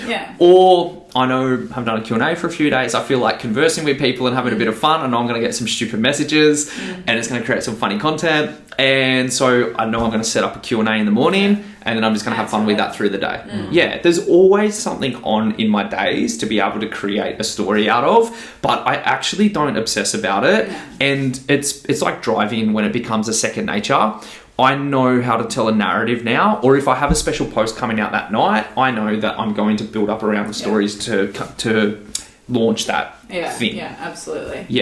And then so in terms of like, do you guys have rules around it? Because we've got like a few things, like do you guys have a time at night where like, probably I know Michelle's much more like structured with this than you, but if you had to say to him in the relationship, has it ever been an issue? Like the She's media? Worse. Is she? Oh, really? Yeah. Shell's worse on social media than me. So probably because it's your job. Yes, correct. So you like just end have of working fun. hours. Yeah. So I actually don't scroll that much, or if I do, I'm just going through just some dish love out.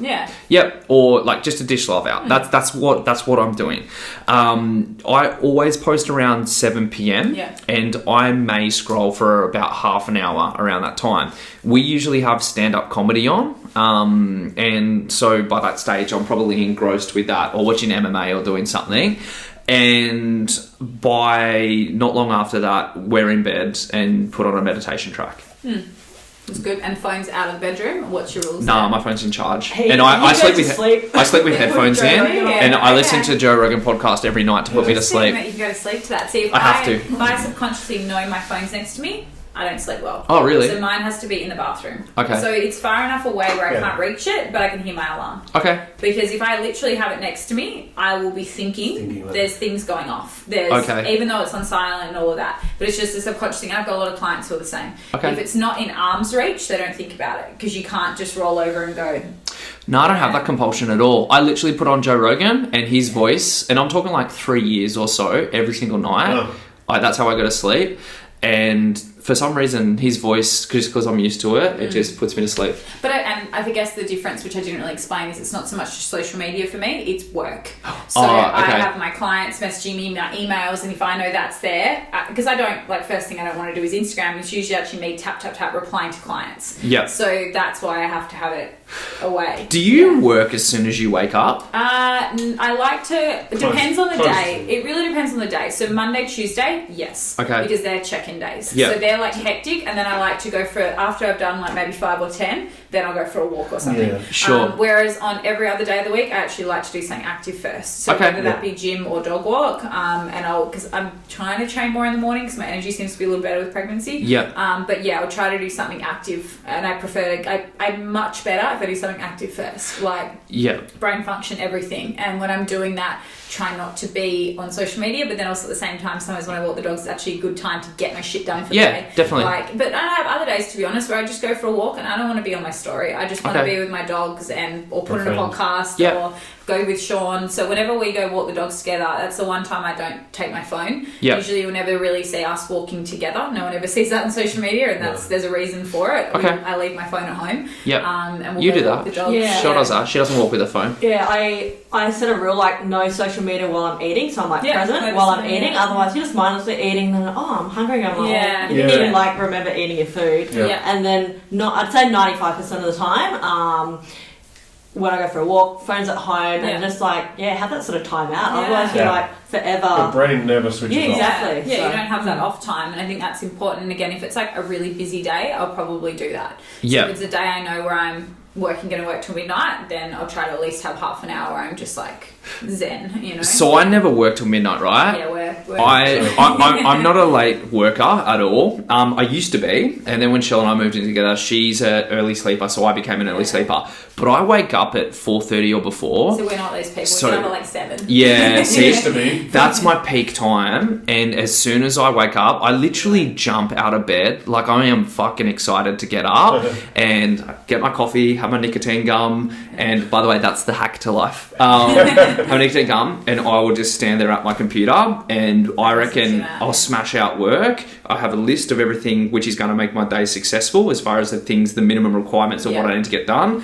I'll start working the list, I'll go for a walk, I have breakfast, I'll finish off that list. So by the time it's like 9 o'clock, I've pretty much done everything which is going to make my day successful. And then usually I just need to tie up some loose ends. So if I might have some meetings or I've got to edit a video, I get that sort of stuff done. I always have a sleep. And then I'll wake up, and then by that stage, it's like time just to check emails before I go train. Then when I train, I come home and I'm pretty wiped out. Like, I make sure I leave everything in the gym, and then I'm wiped out. I eat some dinner, and then by that stage, I'm not answering emails by that stage. I don't care. I'm hardly answering Facebook messages by that stage, and then I'm just chilling out watching some comedy. It's a good flow. Yeah. I think ours is more, there's structure, but the days are different. So Yes. I know Very different. Monday, Tuesday is going to be a late finish. Try to be like 10:30. Yeah. Trying to get that earlier. And then Wednesdays, Thursdays, Fridays are my like more chill days. And then Yeah. Saturdays are busy, and Sundays try to be off. Yep. So and I kind of like having those days. I'm a big person, like I like a couple of hustle days and then a couple of days where I can kind of pull back. And I've kind of learnt that works for me. And Yep. obviously what you do works for you. And I think that's important for people listening. Like, you've got to do what works for you. I think we got into a bad habit where we were every night working till midnight. And that's when we kind I've of been pretty said, bad recently. you've been busier. But Yeah. I mean, you have those weeks and months where there's just Yeah. stuff on. But I think It's like if a you grind see, month. if you see Yes. the pattern forming that you're getting back into, it's just a bad habit. Yeah. Or taking on too much work. That's the other thing for us. But yeah, I mean, like Fridays, to be honest, I try to have the whole afternoon off. So Okay. I try to finish by about 2 o'clock. I have a staff meeting from 12 to 1:30, and then I pretty much try to, if I need to go to appointments, if I want to go train early, if I want to go whatever, go catch up with a friend, like that's kind of when I have that time. So try to have Friday hours off, Sundays off. And Awesome. so I think for us, it's kind of figuring out, and then Sean normally finishes clients as well on a Friday arvo. So if we want to then do something together, then that works. But I mean, we're all lucky in this room that we have flexible jobs so we can create our massive. own schedules. We Like, fucking love our jobs. Yeah. but we Yeah. also Hate their work job. hard. Yeah. Yeah. But I think people do sometimes get the misinterpretation that it's cruisy. That's for sure. So All right, coming back to social media. So we've talked about how you switch off. So how important, this is probably a good one, and we're going to talk more specifically about like gym owners, PTs, things like that now, because that's kind of your main people that you work with in Perth Fit Fam. And I don't just mean gyms, I also mean like CrossFit boxes, anyone really that has a space, yoga spaces, whatever you've got. How important would you say it is in terms of, say, somebody saying, because I get this question a lot, is it more important for me to have a website or is it more important for me to invest time in social media? Yeah, sure. So they have two very, very different functions, and that's not without even breaking the different social media platforms up into their functions. So social media should be seen as a broadcast tool, or should be seen as your PR, or should be seen as something to drive traffic into your website. And this is something that you do well, and we were discussing off the microphone. So using things like ClickFunnels. Yeah. The website should solely be there to capture details or inquiry. Yeah, get your email list, all of that. Yeah. That is it. So they work together, but you need to pull people off your social media to come and claim your offer, sign up to your trial, whatever that is. Yeah. That Book thing a to get consult, people in, whatever, book a yeah. consult. That's what your website's for. Yeah. So the biggest issue that we see out there is that people use their website as a brochure as opposed to a tool, and people come into that website and they have a bit of a search, but there's no purpose for them to actually go to that contact us page. Yeah, no one actually cares about what you put on your website. Like, No one cares. You have already told all that information, and you have Through. showcased everything through the social media. No one looks at my shit. I used to put up testimonials on there all the time with clients, and honestly, no one looks at them. And now I just stick them on Instagram because I'm like, well, they're going to see that testimony on Instagram, click through, boom, they're on the website, apply. Yeah. Like, no one. But if they want it, if they want to go read my bio or whatever, sure, someone will have a scroll on there. And the funny thing is, how I tested that theory was I have application links directly through the website. Yep. And then I've also got application links, which is a different link through Instagram. 75% come through social media, 25% come from people that have directly gone to the website and then gone through that way, Yes. which is a slower process. Yeah. So, and that was the reason for testing it, which taught me like, well, where are they coming from? Like, Yeah. So essentially, if you should be utilizing social media to build your community as your PR, to be able to bring people in that way. That's much more effective. If you're a personal trainer, you're not going to win the game of SEO. So don't worry about bulking up your website to try and win the game of SEO. If you're a local gym, you want to be looking at that stuff because so you have a location. Yeah, because you want to be able to play the game of Google marketing. So when someone searches, you obviously want to pop up and you want to pop up high within that area.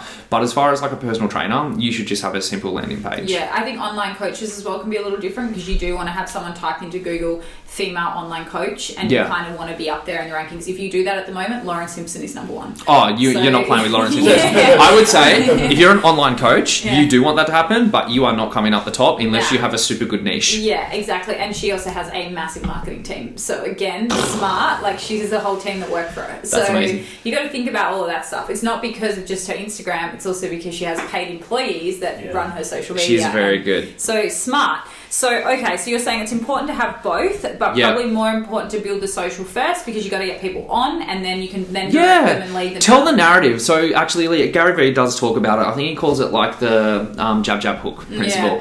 The jab is setting yourself up. That's all it's doing. You're setting yourself up. You're providing engaging content. You're telling your story. You're building a community. And then you have an offer.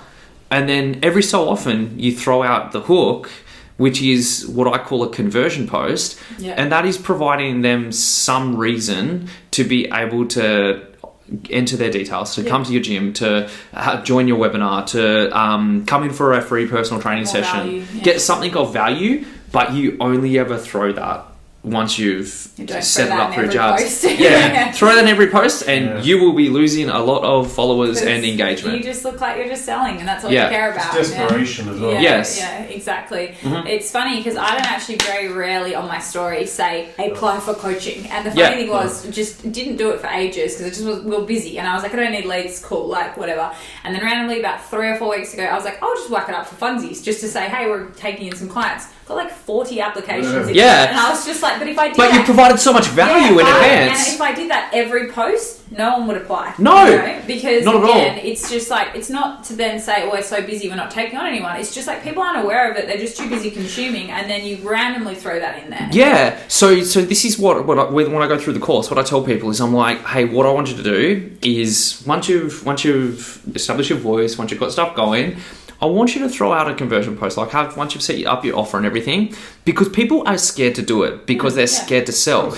But one thing which I learned through us doing our courses, and when I started seeing people actually get like measurable results, people want to know the information that I have. And they need help. Yeah. And so I'm no longer trying to sell. I literally have the information that they want to know, and I'm helping them with that. So I never see it as a sales. It's just an offer. Like hey guys, this is what I'm doing. This is what's on offer. If you're interested in this, just come over here. Yeah, exactly. And That's how, it. And that's how I see coaching. I say that to my staff. Yeah. Because when they do, I don't even like to term it a sales call. When we do a consultation with people, which is free, which we offer, which I'm totally fine with that being free. But I say to my staff who get a bit nervous because they're like, oh, I don't want to filter your sales in. I'm like, good, because I don't want you to sell. Yes. I want you to have a genuine conversation with that person. If they're a good fit for our team and they seem like they're ready to work hard and they've told you their story and they fit with our niche and you actually think you can help change their life, then you say to them, you need us. You know what I mean? But if you don't think they fit that, don't sell them. Say, hey, here's some free advice, but on with your day. I actually think you'd be better suited to going and doing an 8-week Lauren Simpson challenge. You 100%. know what I mean? Yeah. Because if you sell the wrong people as well, you're going to end up with the wrong clients, and then they won't get the results, and then your business is going to go the other way. It's the same with gyms. If you're in Wangara, I think there's 9 gyms in Wangara. There's 14 gyms in Joondalup on Winton Road, right? That's why we're not opening one around But here. they all have their own niche, their own specific market. The first thing is, once you establish who your avatar is and who your community is, you know who to target, you know what they look like. If you're like what you're saying, if somebody comes in and they don't fit, then refer them out. Absolutely, because they're going to thrive somewhere else, and your community is going to thrive because you have your vibe. Yeah.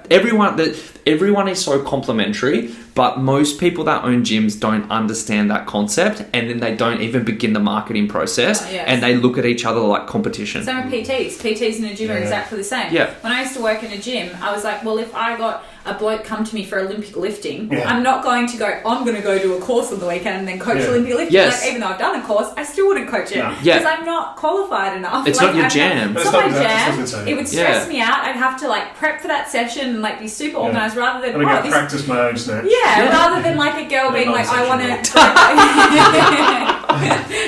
rather than a girl being like, can you train me on my glutes? You know what I mean? It's like, it's not that it's easier. It's not that you don't want to do the work. It's that you're getting outside of your wheelhouse and your lane, and you're just creating harder work for yourself and also changing your community, like you said. Yeah. And your community, I always say this, if you have one rotten egg in your carton of eggs, like the whole thing, you chuck that in an omelette, like the whole thing goes to shit. Yeah. And that's exactly how I see my community. We've had people in our coaching community before that we've asked to leave. Yeah. That we've sacked as clients because they have posted shit in the group that's negative. They've been mean on other people's posts, and I'm like, you know what? Like that then discourages people from posting. Yeah. So like you've got to go. Like I'm sorry, we'll have one conversation one morning, and if you're not in the team, in the community, then like how good is that place to be when you have a business where you get to do that though? and be like, no, you're out. Yeah. And it's not ruthless. It's because you're caring about the 99% of people, Yeah. not the 1% that I call them the special snowflake that think they can come in and think that they can treat everyone differently rather than giving the same level of respect that you know,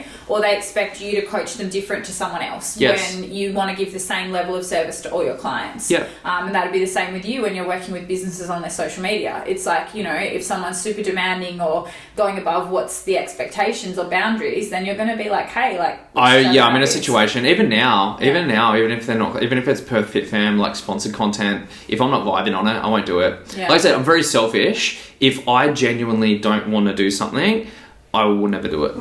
Yeah. And that's the number one thing. It's same with me if I don't want to take on a client because I know that they haven't got the right attitude and that they're going to be disrespectful, then I don't want that around my coaches. I don't want anyone being brought down because that energy is everything. So I guess like what are your, if you had to say in short, like 5 top tips for, I'm going to be specific with social media. So let's go Instagram platform because social media is so general. 5 top tips for growing your audience. Okay, so 5 top tips of growing your audience on Instagram is to first of all all, be consistent with your posts. So whether that is, I try to post daily, and the reason why I try and post daily at the peak times is because if a post has about a 12-hour half-life until it dies out. So I could technically post twice daily, but that's too much content for me to handle. And it might be too much content for people to absorb. So I try to post once daily because it's an amount that I can handle. And if once the post half-life dies down, it means that it's stopping my account from obtaining reach, which means I'm getting less profile visits, and it's stopping me from optimizing what I can do on that platform. Some people posting daily is too much, and so I say, okay, well, this is where you're at. Why don't you try and post 3 times a week at your peak times on the peak days? That's me. Yep, and establish what those times those days are, and just in your mind, you know what you're going to be doing through the week. Yep. Have it in your mind. Okay, this is the things I'm going to be doing. Yep. This is what I'm going to post. So consistency in posts. Yeah. Second of all, quality of posts. So never sacrifice quality for quantity. The quality of posts matter. Back when the pages were the feed was chronologically ordered, your feed would go to most of your followers. Now it's based on the quality of the post, and the way that they deem that is the amount of engagement that you get. And the more engagement they get, the more that they showcase it to more people, the more you end up on the explore page. So you need to look at the quality of your posts, and that might be... You're really good at, sometimes, yeah, and sometimes I'm pretty good at knowing my market now, so I don't need to give it much thought as far as what's going to do well and what's not. But occasionally I'll throw something in just to test it, and you might see your post with a really low engagement. It's probably because I haven't told a good narrative, or it just hasn't had an emotional attachment to it. Yeah, and so people want to see genuine things. So you get really good engagement and comments on your post when it's something that comes from your heart. Yeah, and then the ones that I posted are really educational. I put a lot of thought into. I get way less engagement, and I'm just like, Yeah, people want to be inspired, educated, and entertained. And the big discussion that we've been having lately, and I talked about this on my story yesterday, was about mine is built a lot around personal context, and as we have a child, I want to pull away from that a lot more. Oh, okay. Fear is a big fear because, and it's probably something I can talk to you about, the direction of my social media.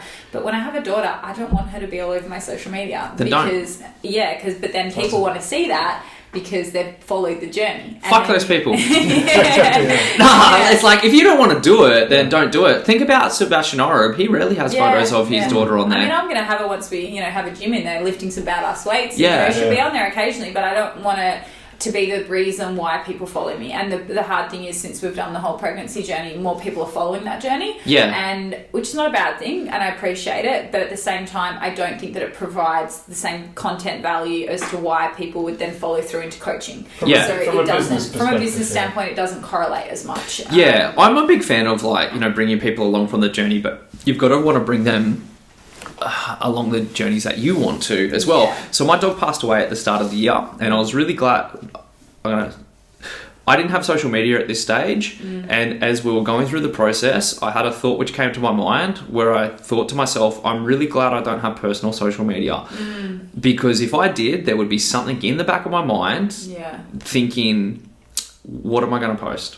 Yeah. And I didn't have that at all, and I got to be 100% in the whole moment, and really soak it up, because I didn't have any thought. Yeah, and no one knew until months after. I think I messaged a few people. I told you guys. I messaged a few people that knew Ronnie and knew me well, and outside of that, people didn't find out until months ago, months later, and some people will find out from this podcast. And because it opens you up to, which I know it doesn't sound bad, but people are going to then DM you, because this is the experience I had when I started sharing things. DM you, I'm so sorry for your loss, this, that, offering you unsolicited advice about how to grieve, how to do your thing. And you know what? In that moment, you just want to be. Yeah. And you just want to be around the people that know you the best, that know Ronnie, that know the experience. And you then feel bad, because this is what I went through with the miscarriage. I put it out there, and then I didn't regret it, but I had, honestly, within about 15 minutes, about 150 DMs. Yeah. And they were telling me how they'd had 8 miscarriages, and people telling me how and you know what, when you've just gone through that, I just would cry. I'd open them and just cry, and people they were coming from a good place, of course, but that's where that taught me where you have to separate some to you as well. It was almost like, welcome to your first miscarriage of potentially many. That's crazy. And that was our second one, so people were going, you only had your second, I had 8, and I was just like, and it was like, I know people were being kind, because then they were saying, saying, look, it took me 8, and then I had my dream child. And I was like, okay, great, but like, that's... It's not making me feel good right now. Really hard because I felt like an arsehole because I didn't even want to reply. Yeah. But then people had gone out of their way to send me this huge message. And they all meant well. They meant well, and that's what I kept having to say to myself, you mean well. And it's the same with the parenting advice I'm already getting that I haven't asked for. So it's that hard thing of like, I know people mean well, and I know you're being really kind and you're thinking that this is going to help, but when you're going through something, that's when sometimes it does need to stay off social media, because you're getting advice from people that don't know you personally, and they think you do, and that's the hard thing. And you feel bad because they think they know you really well, and it's not that we're fake, because we're not, but they also don't know how you grieve, how you go through something, how you're personally dealing with it, like, because I would share bits, but then not maybe share the whole thing. Yeah. So then you're stuck. Would you say there's boundaries to the quality of your posts then? Yeah. So definitely, I would. Without going into that stuff, because that comes down to what you personally and morally want to put on social media. So to answer that in a nutshell, and like the voice of the post and branding or whatever, there would be no purpose for me to showcase our child on Perth Fit Fam. But it's Perth Fit Fam, whereas if it was Brendo, that correct. would be different. Yeah, correct. The same with like Team Round, I don't post like any of that stuff, you know what I mean? Like that's our business account, but it doesn't have the reach that what my social media does. Yeah, that's true. And there's still a business side of that too. So, I would never, it's just got to come from your heart when you do quality content. So only in the past 6 months have I really been posting about my journey through Perth Fit Fam. So my accomplishments within fitness and how that inspires people and the messages that I get. So I make sure that I actually put some thought behind when I do those posts now as well. Usually there's humor wrapped around it, but a lot of it is just, like you said, I'm not like a super athlete, but I'm a dude that's doing like quite extraordinary things. And it comes down to like my ability to go through those layers and go through those layers and levels and push myself through the mental capacity of being able to do that. But yeah, the quality of the delivery might be like a video which is going to grab attention. So for instance, doing a bottle cap challenge, which was a fantastically branded post with true logos everywhere, which got exceptional reach and engagement, because I know everyone's doing it as well. Yeah, it was on topic. And think about old school ones like the Ice Bucket Challenge, like stuff like that like launch those things online. Planking and anything. Like for me, like going up the Ninja War, I knew that was going to be. So generally, I know the inspiring posts, which are going to be motivating and inspiring. I know they're going to get reach, and it doesn't have to be me on my platform. It can be other people doing great stuff, like doing the 166 kilo world record. Very easy press. Yeah, it was incredible. So the quality content that is going to inspire an emotional reaction from a consumer. So I always think, because this is only step 2, so I better go through. I always think, how is the consumer going to receive this? And are they going to be entertained? Are they going to be motivated? Are they going to be educated? And education can't be boring. It needs to be presented in a way where someone is like, oh, awesome. Like, number 3, utilize a good hashtag strategy. Yeah. I was going to ask that. Yeah, I'm not very good at that. I'm shit at hashtags because I still don't know the hashtag relevance Perth Fit Fam and everything. Yeah, good choice. Yeah, okay, so hashtags are really important. Now, the issue is, like, you need to know your market and realistically, who are you trying to reach? And so for most people in Perth, you're trying to reach people within the Perth fitness scene. Easy hack, just copy my hashtags. So what about someone like Sean, personal trainer? Cool. And so your market is still people within Perth. And so the first thing that I would say is that you want to have local Perth hashtags. Your market then nails down into Perth fitness industry, and then your market nails down to the areas that you're training people. So Revo Fitness would be a tag, Scarborough will be a tag. There will be local Scarborough tags that I would suggest to use. So then you're gaining reach within that sort of area as well. So you have broader tags, you have more targeted ads, and then you got hyper targeted ads. So I always look at that. So for me, I'll have local Perth, then I'll have Perth fitness tags, then I'll have the specific niche within I'm talking in.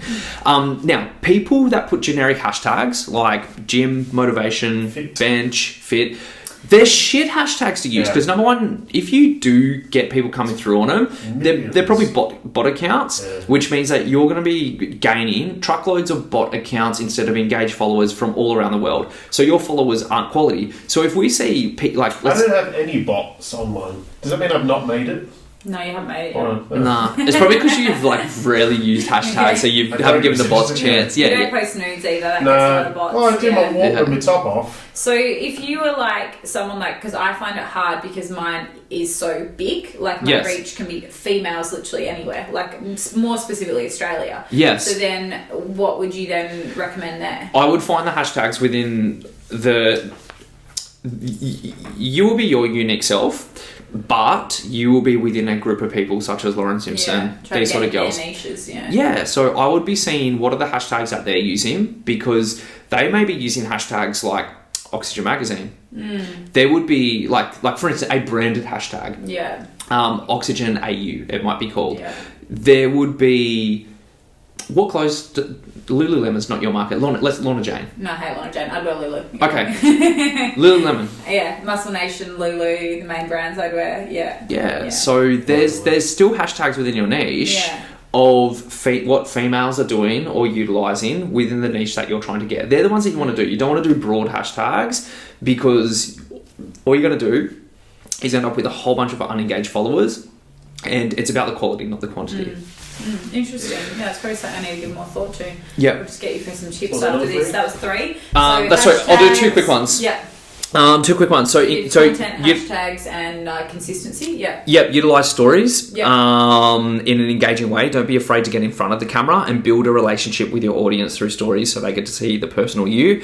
Even a lot of people that I've coached, they're scared to put their face on camera, and they prefer to film other people.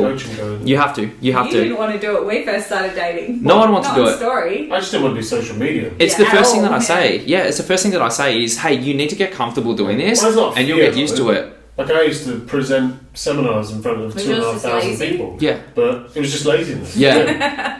I'm not afraid to say that. Like, that would be my main thing, is do Yeah. that and get good at starting conversation and getting people engaging into your things like your Q&As and your polls. Help people. And then occasionally throw out the call to action and make sure. Then my final thing would be make sure your bio is set up to function properly. that's a good one. So the things like people not utilizing the URL correctly, Yeah. like having I'm shocked about what he did.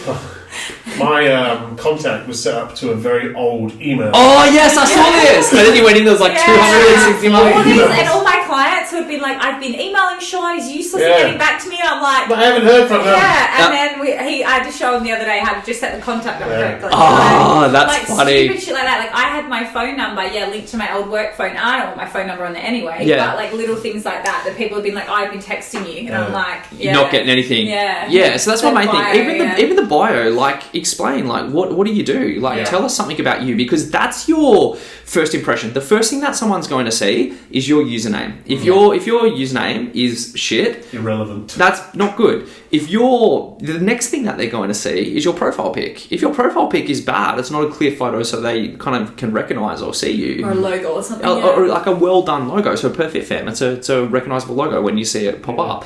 And then the third thing they're going to see is your actual bio section, which is what do you actually do? What do you offer? Like social validation. So in mine, it's like with over 455,000 tags. Perth Fit Fam is double the amount of Perth Fitness. That's not in any other state. That brand. So for me, that's social proof that what we're doing is having impact within our niche. It's almost like your little bragging rights. Like Yeah, but it's not come from me. No. It's just a fact. It's fact. So that's what I use as social proof. And then from there, I always have a link into a webinar. So obviously for us, if I want someone to go to a webinar, that's in the URL. If I want someone to listen to a podcast, that's in there. Whatever that is, because I'm going to call people to use that or to use a swipe up feature. Yeah. And you need to get to what, 10,000 for a swipe up, or is it 5,000? Yeah, or you can pay for it. Can you pay for it? You can put in ads. Okay. You can do ads through the Facebook platform, which makes you do that. I'm going to get Shawnee I'm to not even swipe up. 2,000. Yeah, but that's why I actually make the, because you can only make one account a business account. So I make the Alice Round account business and the Team Round personal, which sucks because the Alice Round one has the swipe up feature. Okay. Yeah, so it's better function for swipe up, and then we try to use the other one more for just like testimonials and things. But don't worry, Lauren Yeah. Simpson, her personal account is the one with the followers. exactly, that's what you got to think about. And they're all the stuff that people do need to think about. Like if you have got a personal and business account and you've spent years growing your personal one and then you're like, oh, I want to make it more businessy. Like you don't have to then create a business account. You can just change your directory of what I recommend that you don't start a second account. It is such a pain in the ass. It is. It's a lot of work. Like, yeah. Especially when I had like macro snacks, clothing line, this and Team Round. It was just too much. Okay, so let's kind of start to wrap up because I've got so many more questions to Brenda and this has been such a cool podcast. Okay, so we've done tips for growing social media. Okay, so we're going to talk specifically gyms here because I think there'll be a lot of gym owners. But how important is advertising, and if so, the best methods if you're a gym owner? Sure. Where would you pump your money into? So whenever I catch up with a gym, and I ask if they do any 80% of gyms, if I say, what's the biggest issue you have in your business? And they say marketing or social media, they don't do it or they do it poorly. They're great trainers, have a great product, a great facility, love what they do, just can't market. And then my next question is, how do you get clients? And 100% of the time they just say, just through word of mouth. So they just get a trickle of clients here and now. Everyone should have a basic marketing plan in place. It doesn't need to be complex. It's just simple things. The best way to generate advertising, I still believe, is through Facebook ads. Yeah. The reason why is it is so targeted once you know your market. The issue is most people don't know their market, and so that is the start. Learning who your actual community is. Yeah, and that's actually quite easy for gyms. It's actually harder than, say, an online business because you're more so broader. niched down. Yeah, exactly. You can go men this age in this area within a 10k radius. For gyms, definitely within a radius. If you're online, that's very easy for gyms, and you can still niche it down. If you're online, you're in a competitive market, you better have a freaking good niche, and I guarantee that there is going to be specific, so you can do layers, which means that you end up paying a lot less per click. Yeah, exactly. So I want to ask you, I guess, to kind of wrap up, what are a couple of the biggest business mistakes you've made since working for yourself, mainly, or like being a rep for companies and things like that? Biggest fuck ups, and then we're going to talk about some of your biggest wins to finish off. Okay, cool. So biggest mistake, I would say, would be not getting mentoring soon enough. Yeah, I agree with that one. Yeah. So, like I said, I created Perth Fit Fam from nothing. I didn't model it off anything, and I just wanted to showcase the Perth fitness scene. And I spent 24 months just like trying to work out what to do with this beast.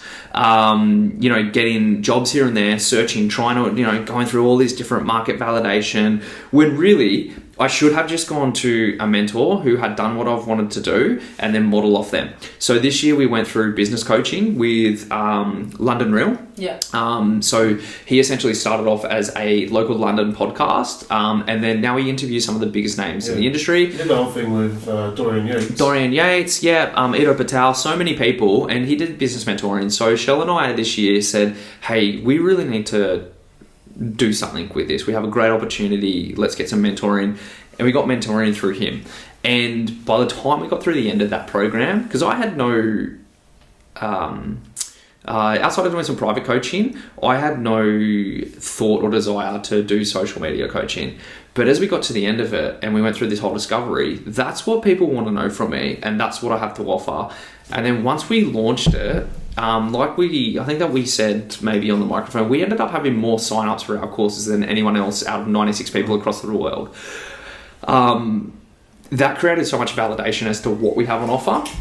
And so that's our product and service, but we will still do our own content. And because we can offer that, it means we can do whatever content that we want. Yeah. And we can do a really good job.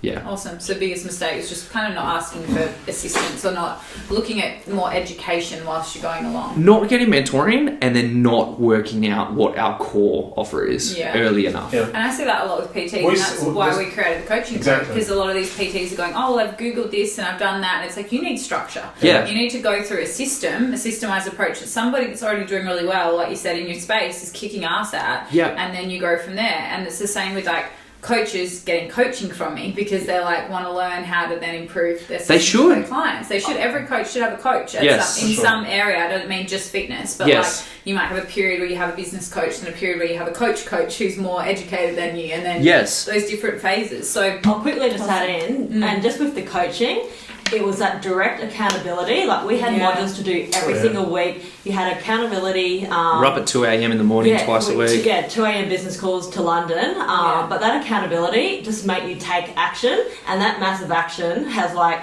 developed into like a digital product that now we've got like this business that we can scale up. Absolutely. And it's just taken us to that next level. So you kind of need that. You need people like not holding your hand, but people, because when you're already busy, people being like, you need to get this done, like you've got a deadline. And that was the same with when I worked with Lynn. We were on I'd only signed up with him for about 3 weeks, and they were going on a business retreat to Bali. And I was like, had a big tax debt. I'd already paid him like $3,000 to start coaching with him, and I was like, oh, Bali, like, you know. And he's like, you live in Perth, like, get a flight, like, we'll see you there. We're coming from Melbourne. And I was like, okay. He's like, the accommodation's sorted. You just need to get a flight over here. And I was like, he's like, I'll cover everything else because you just started. Yeah. And then when we were in Bali, he made me in a 3-day hardcore intensive all-in retreat. Not only cry several times, but create a product in 3 days. Yep. And that was Breakthrough. So that was how Breakthrough launched, which was weird. It launched from a Breakthrough myself. Yes. So, you know, and then I came back. He said, you need to have the first module, which was the first 4 weeks, done, videos and content in 3 days. Yep. So that was, Yeah. And poor Sean was up helping me. Sean was uploading videos, and I was like, he was on ClickFunnels loading them in, and I was writing, so and like between that. Yes. Yeah, this is when we like weren't even working in our businesses together at that point. The poor guy, he could see me like in tears, and he's like, "What is this guy doing here?" And then he made me pre-sell so that I'd already had people in before I'd actually finished the content, which is crazy. Because he said, then he goes, then you get feedback, and then from that first module you get feedback, and then you build. So I built a 24-week program, I think in 5 or 6 weeks or something. But then since then, you know, obviously we've gone back and that's the power of mentoring. Yeah, that's the power of mentoring and how fast it can take. Not be lazy, pull your finger out, get shit done, and I think that's super important, because especially when you work for yourself, you can get, it's not lazy, but I'd say you get stuck in a rut and you get comfortable and you get like, oh, well, I've got leads and I'm busy. Because when I went in that course, I was super busy, but I was stressed out and burnt out because I was so busy because I didn't have the systems. And the offerings that could leverage me in my business. So that was a big thing. Now I'm taking over your answer now. But but that's essentially it. And like, even for everyone out there, is that you have if you have substance and you've spent your time and you've gone through the layers, you have something that people want to know and they need your help. So it's your it's your, what am I trying to say? Responsibility. It's your responsibility to create those systems to then forge communication or to engage a relationship with those people that need your help. So it's your responsibility to put in the marketing systems. And sometimes, like, some of the most successful people in the world are not the smartest people, and not the ones that are, you know, right up there, but they're the people that put the grind and the hustle in, and they're also not fearful, because I think it's probably one of Sean's things that holds him back is a little bit of fear from a judgment of others in the industry, of like, well, if my content's not up to the standard of the people that you see at the top, then they're going to judge me, rather than just going, you know what I have is actually really good, and have that confidence in like what your content is. Because I think a lot of people get bogged down by like, oh, I'm not ready to put something out yet, because even though they've been doing it for like 10 years, and like, you know what I mean? It's shoot it on your phone and just get it out. Exactly. That's my answer to that. Shoot it on your phone, get it out, do what Alice did, do it in 3 days, do what we did, do it in 3 days, get your first module out, and then trial the offer, and then do the rest of the modules later. And then make it better. 100%. All right. Go back. Awesome. So that kind of rolls into like your biggest advice, really. So I was just wrapping up with, biggest wins. Like, what are the things, like, I think it's important to celebrate your wins. What are the things you're most proud of, say, the last couple of years with Perth Fit Fam? The person who I've become first, so being able to consciously live in alignment with the vision that I had for myself is a really big one. Getting to the end of this course and just having that validation that, hey, what we've created has now become something which is sustainable, where we can provide value whilst being able to live the lives that we want on our terms. That's meaning that I can shoot whatever content I want. I can provide people that entertainment, that education. I can run different races. Cool. But at the same time, I have something on the back end to offer people which sustains our business, which means that I never have to sell out. Ever. That's pretty amazing. That's something that's important to me. Biggest thing is this year, like I said, that moment that I was able to just sit and enjoy being in that Arnold scrum. For 20 seconds. Yeah, for 20 seconds. Yeah, but just having that consciousness to go, hey, you get to do cool shit that people would only dream of. Yeah. But the biggest thing is, which I haven't announced publicly yet, so I'm not sure if you guys had followed the story of CrossFit and what's been happening within that space, and they basically just deactivated all of their social media accounts. And so the CrossFit Games is coming up in about 2 weeks, and everyone's been, because they fired their whole media team, they have no social media accounts, so everyone's been up in arms going, what are they going to do with the games? Are they even going to broadcast it? Are we going to see it? And 2 weeks ago, they announced what's called the the CrossFit Games World Feed.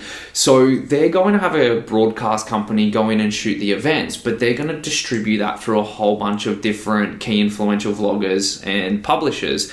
So I applied for it, and Perth Fit Fam has now been approved as an official broadcast of the CrossFit Games. Oh shit. Yeah, so it's That's fucking awesome. Yeah, so you'll see Perth Fit Fam, so it's going to go through our Facebook account, so we'll have the live stream for the actual CrossFit Games with me commentating throughout the whole weekend. So you're going to be over there? Wow. No, I'll be here. You'll be here I'll be during the live, I'll be funneling the feed through with our own interlays and me in a box and all the commentary and guest commentators coming in. So yeah, I'm going to be able to live my dream over 4 days. We'll be on US time, so we'll be having commentating from our house. Come bring you coffee. Yeah, so bring coffee over. Where is it? Where's the... CrossFit Games is Madison, Wisconsin, which is 13 hours behind us. I was going to say it's 12 or 13. So I'll be commentating from, I think, 8 p.m. at night, 8 to 9 p.m. at night, depending on the day, until 6 a.m. Yeah, we'll be nocturnal. Yeah, 6 7 a.m. Yeah, and then I'll be sleeping. So yeah, that's really cool. So That's very cool. just what that does for us and the channel, and like, you know, talking about just doing stuff that you would love without getting paid. So that's something which I'm doing off my own back. But just to have that experience of being an official commentator of the CrossFit Games in the new format is it's a pretty cool experience. Yeah. Even it's the sort of thing that even if nothing comes from it from a business standpoint, it's just a cool thing to do. A great experience. Yeah. And you wouldn't have that probably without having like Perth Fit Fam, without having no chance. No chance. That's what they judged it on. They went through my content and said, yeah, sweet, because I've been to regionals 4 times now, and I've invested so much into CrossFit that they've looked over it, they've probably done some personal checks and stuff, and then said, sweet, we'll give it to this guy. So as far as I'm aware, I'm the only Australian platform that's going to have the CrossFit Games, awesome. Which means that we're going to be able to provide basically the only way to watch CrossFit Games from an Australian platform. That's pretty cool. Very, very cool. Very, very cool. Yeah. So you're going to do any from like the box, or is it all just going to be from like your house? No, I'm going to set up a studio in the house. Yeah, I'll set up a proper studio. So I have my headsets on. Maybe Sean can do like, Straker in the house. Just walk by, just nudie. Just put the heating on. Girl,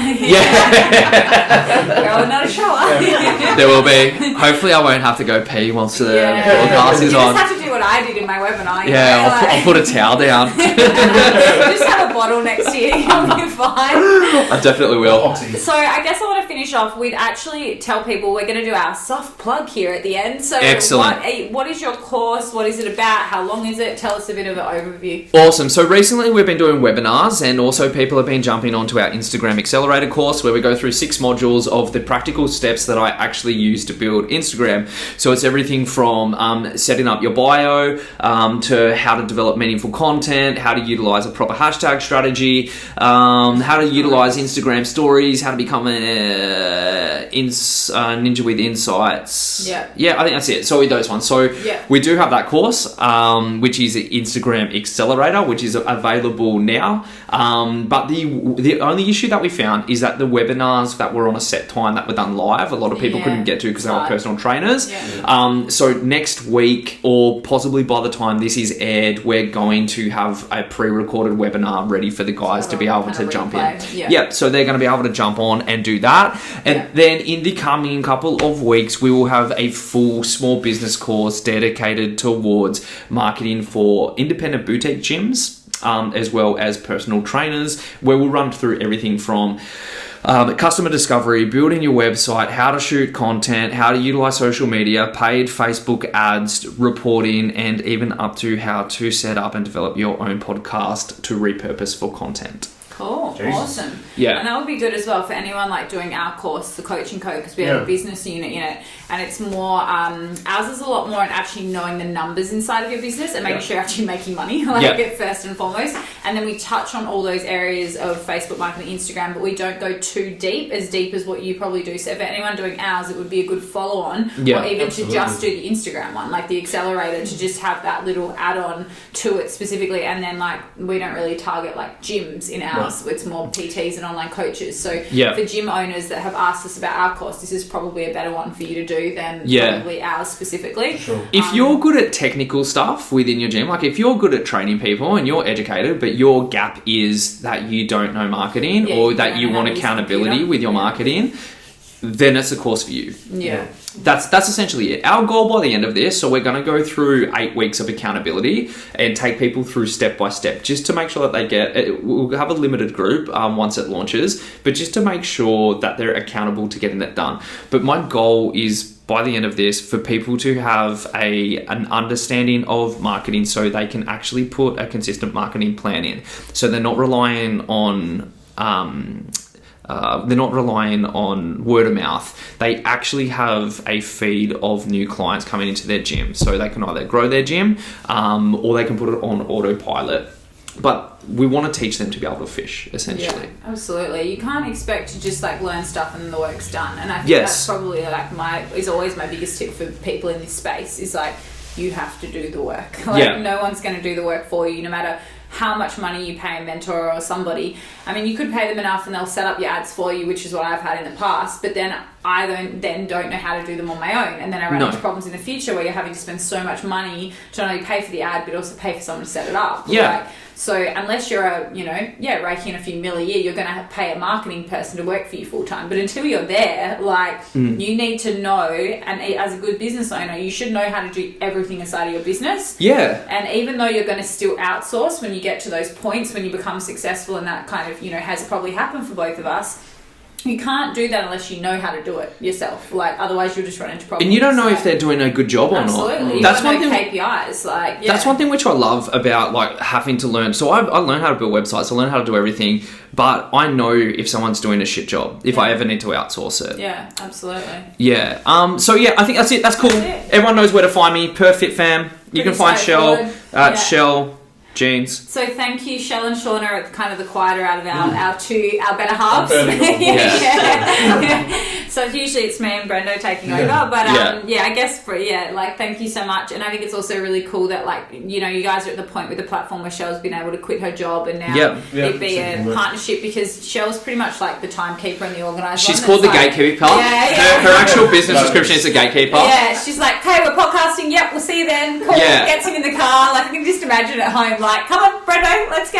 Yeah, it was today. So it's been really good, and it's been great to help me grow, because she's so analytical, accountable. If the amount you can imagine, you get the same. The amount of people that want you to do something or be somewhere, I can just handball them to her, and then she does my schedule, and then we have a plan for it now. Yeah. So if you do contact Perth Fit Fam, you will be in contact with Shell. Yeah, awesome. Thank you so much for our huge episode. And thank you. Congrats on the good news. CrossFit Games. Yeah. Thank you.